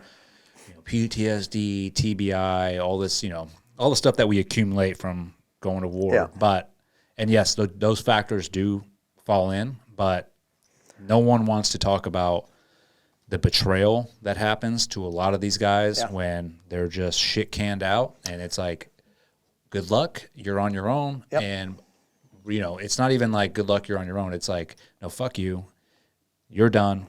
We're going to smear you, your family. They're going to smear you. They're going to try to take everything from you. And we were talking about this before, like the command team, whatever, those dudes suck. What was like the real betrayal wasn't the command team. Like we've always known as enlisted guys that they're going to fuck you. Yeah. We've always known that. When this happened to me, like all the other E7s, E8s, E9s that I had known for, 12 years or so, however long I'd been in 19th group, 10 years, 12 years, like all of these guys that I'd grown up with and known me for over a decade. Yep. Not a single person called. Not a single one. Like to just check on you to see like, hey, are you doing okay? Yeah, and they all knew what was going on. They were fearful of being associated with it, or maybe. I think that had something to do with it. I'm sure. I mean, there was a lot going on with the COVID vaccine mandate. Everyone was trying to dodge that. During that time, everyone was walking on eggshells, I think. Yeah. Like to have one of your brothers that they're trying to steal his tab, they're trying to boot him out, like they're trying to ruin 17 years of my life. And guys that I deployed with, guys that I've been on ODAs with, guys that I've worked full-time with out there at the group, not a single person was just like, hey man, are you doing okay? Yeah. Like realistically, if you think about this, even the command team that was coming after me, those dudes should have at least been checking in on like mental well-being. So like what would this have looked like if they're coming after me with this complete BS investigation that all of the legal teams, again, legally insufficient, like from the top down. So what would have happened if I had been one of those dudes that started a pistol because of this? No. You think that a vaccine status getting released is bad for your PR? Try doing that one. Yeah, but the reality is they would have swept it under the rug as like, hey, he had PTSD, he had this, or they'll throw some other statistics in there, and I'll give you like an example. That's the betrayal though. Like nobody checked on me. It is. It's a hard thing to deal with too, man. And I've dealt with it, and I still do from time to time. Think about some of the guys like that completely were.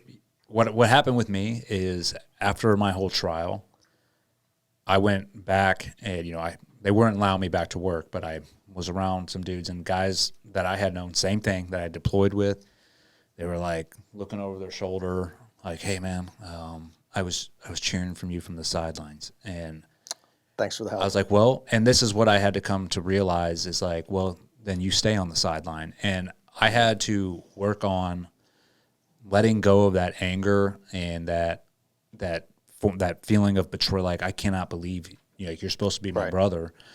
I had to learn to let go of that, because at the end of the day, it turns out to be you have to look at it this way too. It turns out to be a blessing. And me and my wife call it, it's like cutting the fat out of your life. Yeah. You know, like, hey, I know who's going to be here with me when times are at their worst. And I also know who's going to be on the sideline. I have no hate towards you, people on the sideline, but don't need you in my circle. That is where you stay. My circle is small, and I keep it that way. And no one gets in, no one gets out. I know who I can trust.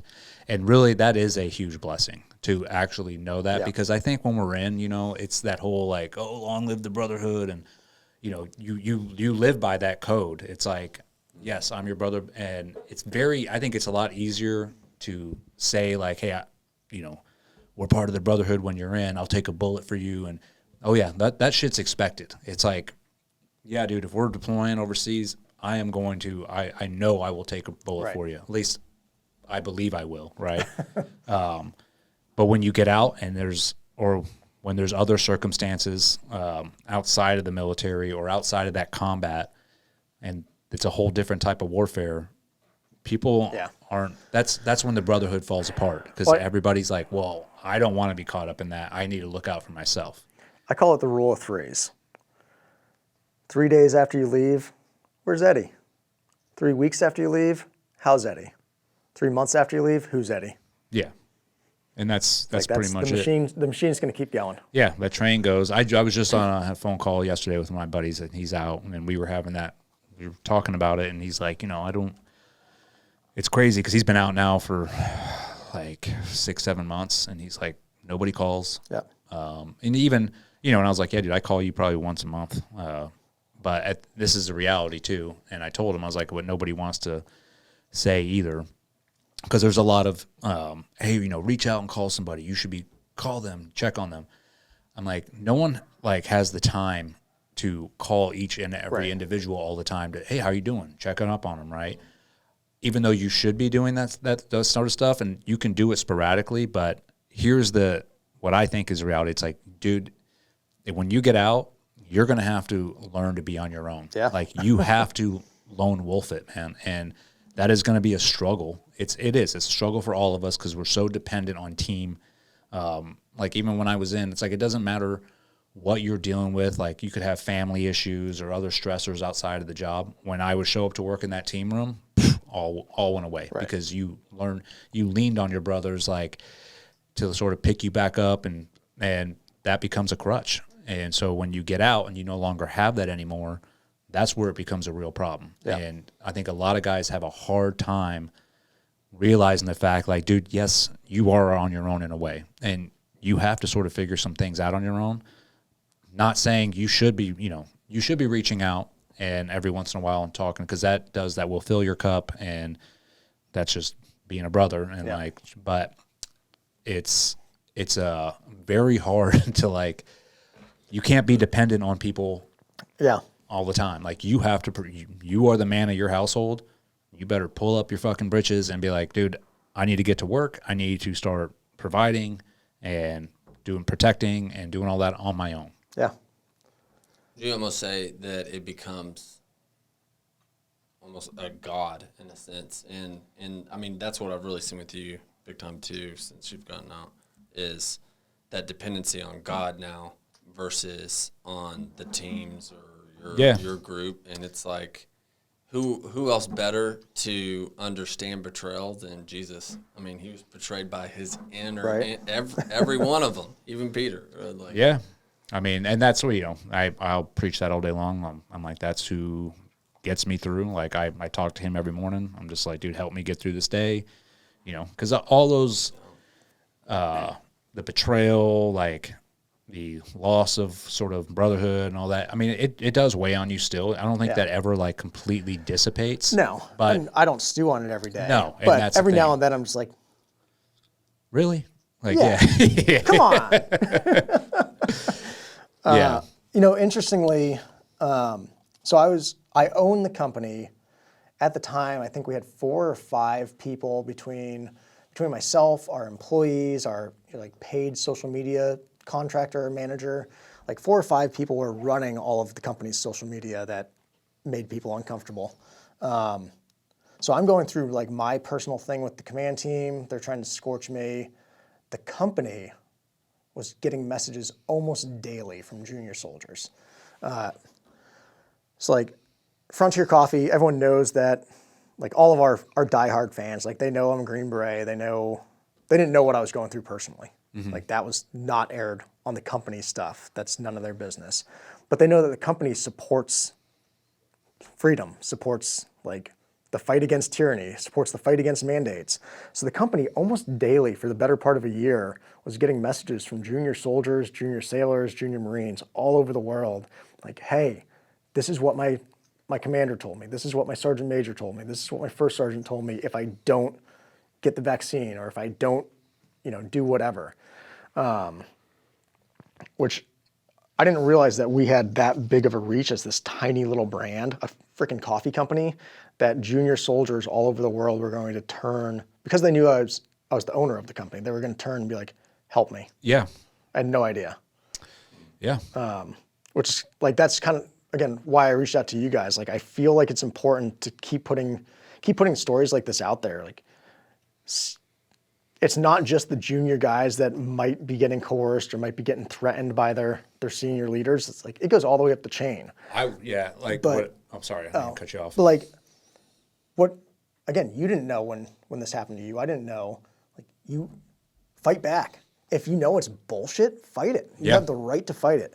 Whether it's like, so much of the stuff that we got was about the vaccine mandate. Like, put in your religious exemption. Put in, like, don't sign the counseling statement or click disagree on the counseling statement. There's a time and a place where, like, private, you fucked up and now you need to pay the piper. But if it comes down to just like blatantly unethical, unconstitutional, like repugnant coercion and threatening, you don't have to take it, man. Yeah. And there's resources out there. Like, reach out to a coffee company. Maybe they'll help you out. Yeah, reach out to somebody that's already voicing their opinion and being like, this isn't right, because find somebody who's gone through it. Like, I guarantee if some private or some junior sailor messaged you and like, something's happening, where can I turn? You'd send them like, here's some resources. Like, there's senior guys out there that will help all these kids get through it. Yeah, and it's not even and I would say, like, especially because through the whole COVID mandate or the vaccine mandate, we had same thing. A lot of people reaching out, like, help me, how can I fight this and this, and we pass them off to different resources. But what I found is the people that were getting fucked the most were the senior enlisted. Yeah, where the guys that had 17, 18 years in, because right then they're like, hey, if you don't take this mandate, kiss your whole career goodbye. Yep. That's 18 years of your life gone because you are refusing to take a vaccine. And they would hold that over them. And that's who I got a lot of the calls from. They're like, dude, I'm about to lose my whole career. And at that point, that is like a decision where, most guys were like, screw it, I'm just going to take the jab, because it's like, I'm going to get kicked out at 18, 19 years, and then how am I going to provide for my family? That's like a whole windfall of just like stress. Nobody was prepared financially for that. Yeah, but it doesn't make it right. It's like, it's so disgusting that the leadership did that to these individuals who have, and I'll say this out loud too, it's like these officers who are, passing down these mandates and threatening these senior enlisted. These officers haven't put in nearly a quarter of sweat equity that a lot of these senior enlisted have to get to their point. These officers don't do the fucking job. I don't care what anybody says. Even in a special operations unit, most of them, they'll come in, they do their, especially in the SEAL teams, they do their first 2 platoons, like in a platoon. But then after that, dude, you're a corporate. Like, you are nothing but part of the institution. And I'll say this, there's few and far between. There's some good officers that remain steadfast and like, this is why I joined. They usually don't last. They'll get out as certain. They'll get out of this whole force. Yeah. But the ones that are company men, dude, they're nothing. They're politicians in uniform. They are elitist, and all they're looking is to climb that corporate ladder, or that military corporate ladder, to get to, get into some cozy job in Congress or be part of the military industrial complex. Yeah, it's painful to watch. So in the in my whole ordeal, the stupidity of this team, like they released all of the documentation back to me, like every single thing. The picture that they were pissed about getting out there, emails between sergeant majors and the commander, like they released it all back to me, unclassified and unredacted. So it's out there now. But during the COVID vaccine mandate, like at the beginning of it, the command sergeant major of 19th Group sent an email out to all the E8s and E9s. It was like, I'm paraphrasing because I don't have it right in front of me, but one of the lines in there said, I don't know how religious exemptions will work. Do not wait for those to flush out. Push the vaccine anyways. Like, so, and again, put this in writing and hit send all to the E8s and E9s over at the group level. It's like you are blatantly telling senior leaders to ignore their troops' civil liberties and push this thing on them. Like you put that in writing. That's insane.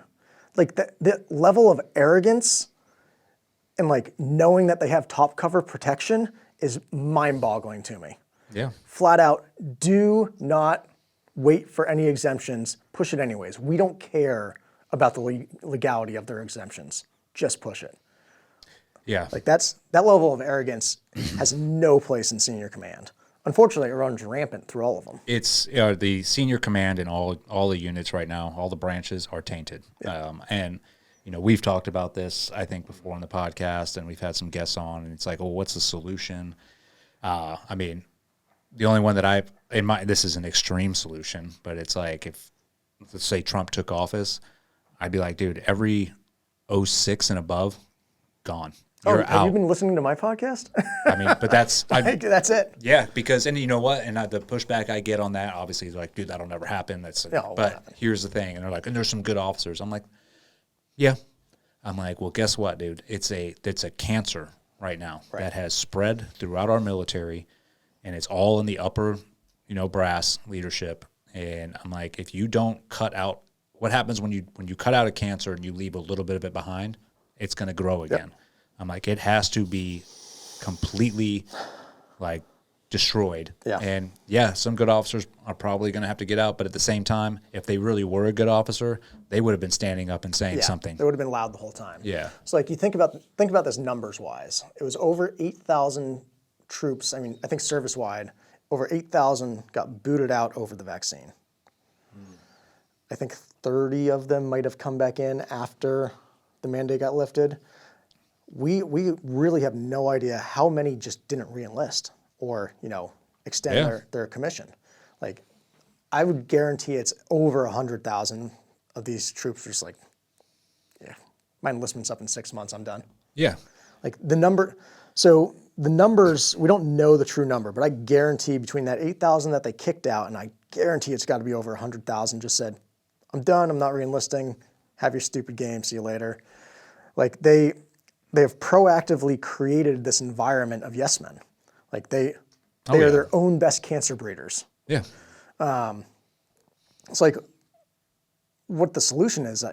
I've said it a million times. Like 06 and above, see you later. E9 and above, see you later. But like there's so few of us that are willing to stand up and be vocal that are still have a foot in the door. Like I firmly believe that they do not want GWAT veterans in the military anymore. Oh, no. They do not want us. One, we've all woken up and we're like, what are we doing? What did we do for the last 20 years? Like, we've all woken up to that and we're still scratching our heads. We all watched Afghanistan. We're like, seriously? Nothing's happening to anyone? They don't want people like us that are going to stand up and fight back. Not even fight back, just ask questions. They don't want anyone that's going to ask questions. Of course not. So like the solution has to be that the few guys that are still willing to stand up and actually know the oath that they swore to, like that actually have the moral fortitude to ask questions when they think that something is unethical, they need to stay in. It's the only solution. Like if all of us just say 20 years, see you later, like I would love to. I'd love to be like, thank you for that 20 years, see you later.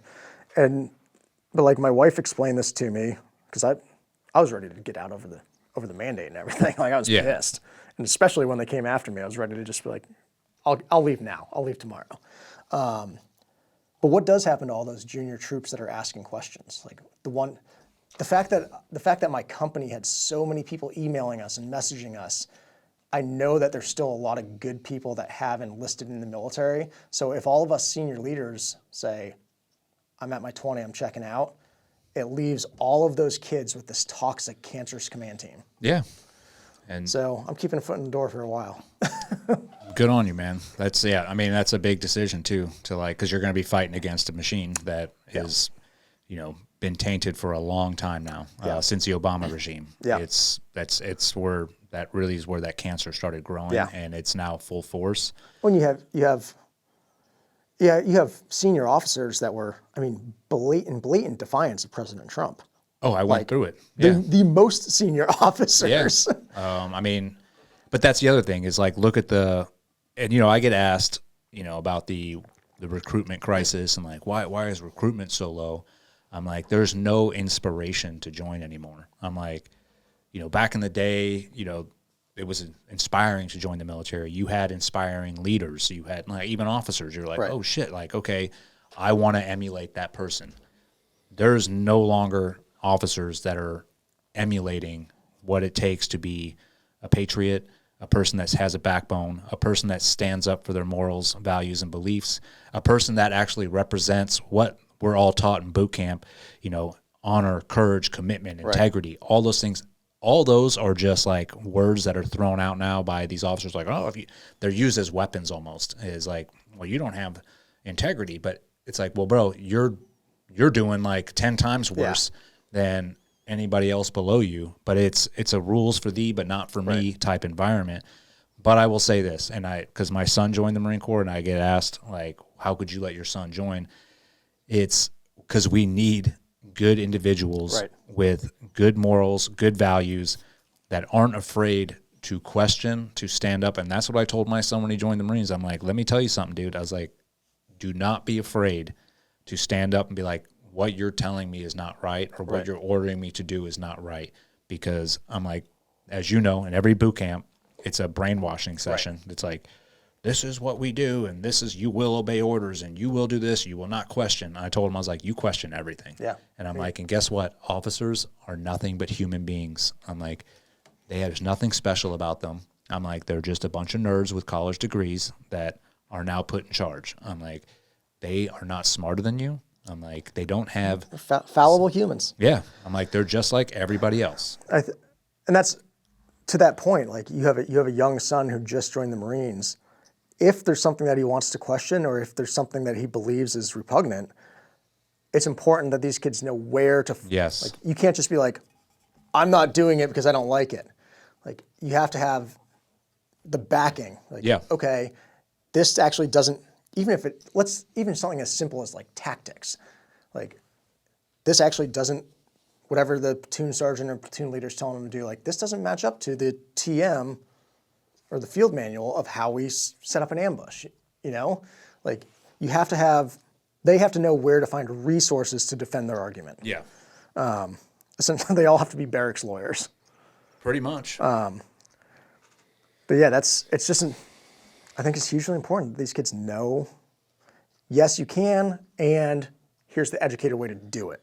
Where do you think that should be instilled? I mean, in boot camp, should that be part of Well, boot no. camp? Well, here's a thought. I almost have a thought of you almost need to address it look at it from a completely different angle outside the military, like not solving itself internally, but if you looked at it, I'm just thinking from the private world. Mm-hmm. If I have big company, in fact, I was in Nashville. I was meeting with some guys, and we were looking at taking over this tech company. And when we went in to meet with them that day, every single guy across that table in front of the CEO just agreed. And the CEO's like this and that, and he's all over the place, and he hadn't run a tech company before, and so everyone was just like, okay, what do you want me to do? Okay. And there was no pushback at all. Right. And I told them, hey, if I come in, here's the deal. I come in, I have to have control. And the first thing we'll do is sit around that table, and I'm going to say, I don't want anyone to agree with me one bit if they don't agree with me. Right. I don't want a single yes man in there. Now there'll be times that you have to make an executive, like, hey, this is my seat and from my perspective. But if you have an executive board, you want them to find the weaknesses in the plan. Even if I say, you know what, I hear you, but we're going to go this way instead. Like, all times you have to be, and if you almost took it, it's a cultural change. And I think, and it's top down, right? So, I mean, the very top of the military is the President of the United States, right? And so I think it has to be a cultural deal from the top down, and you change the culture. Yeah. And I think that's what we were getting at with that extreme measure of like get rid of the 06s and above, because they're the ones driving the culture right now. Mm-hmm. So if you take General Milley, for example, who straight admitted to treason, went against Trump, the things that guy did while he was in his position is just like egregious as it can get in that position. And like back in the day, like if it was, dude, he'd be taken out back and shot. But now it's like, because he is the head, or he was, if people are seeing him get away with all that, that trickles down too. That's part of the culture. It's like, well, then I don't have to follow orders, or as an officer, I don't have to like do the right thing. I just have to, play the political game and climb that ladder. And that's where I'm like, that culture needs to stop. I mean, Milley's a disgrace all around. The fact that dude has an SF tab is embarrassing to me.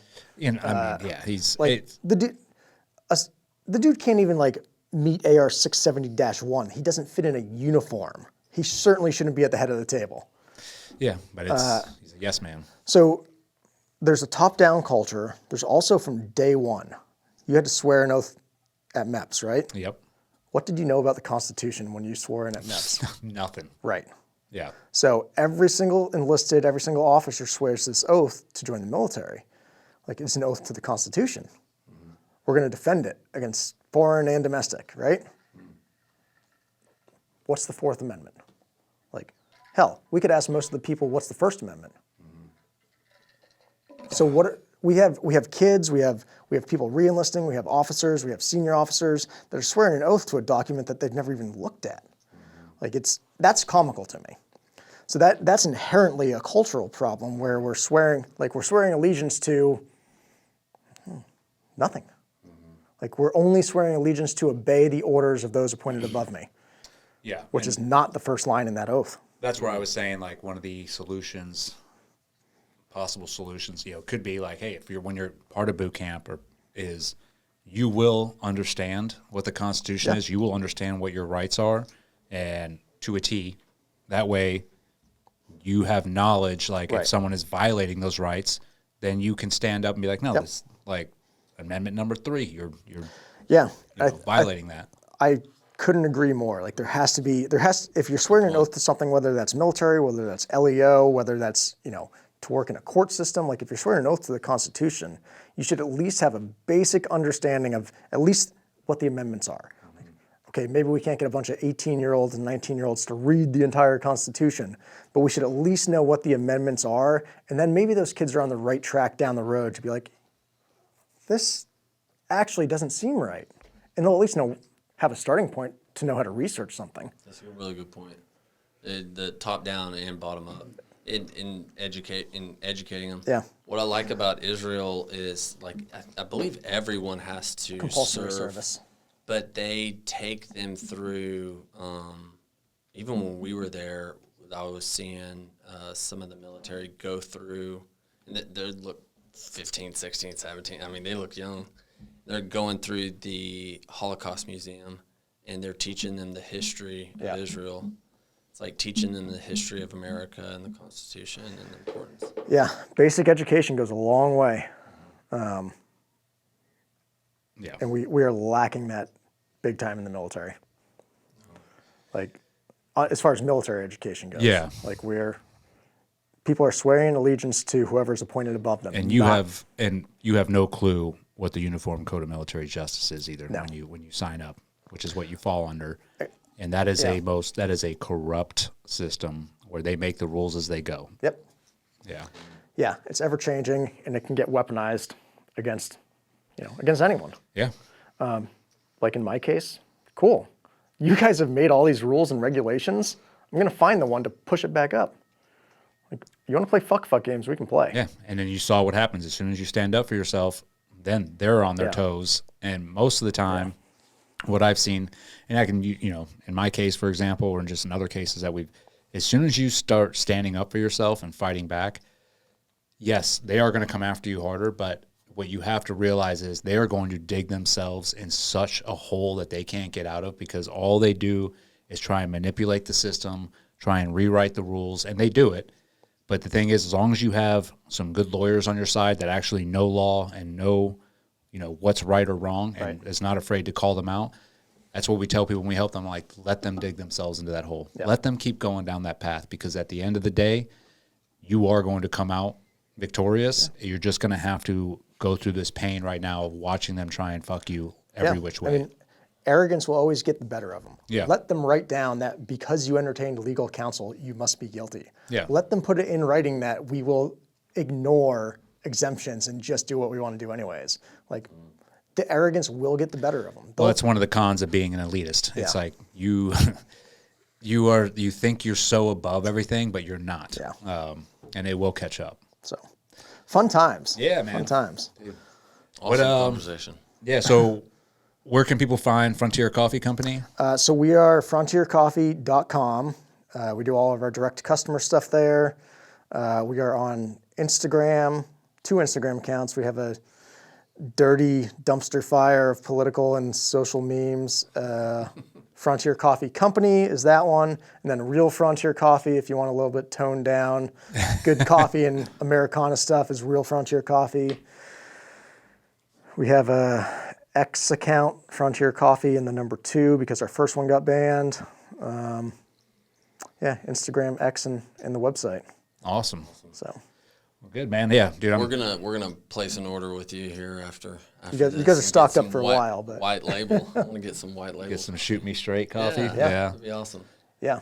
I love that. I love that idea. If someone wants to white label some stuff, they just go through your website. Yeah, go to the website. There's a wholesale tab right up there it'll contact me directly if you want to do wholesale stuff right on there. Awesome. So.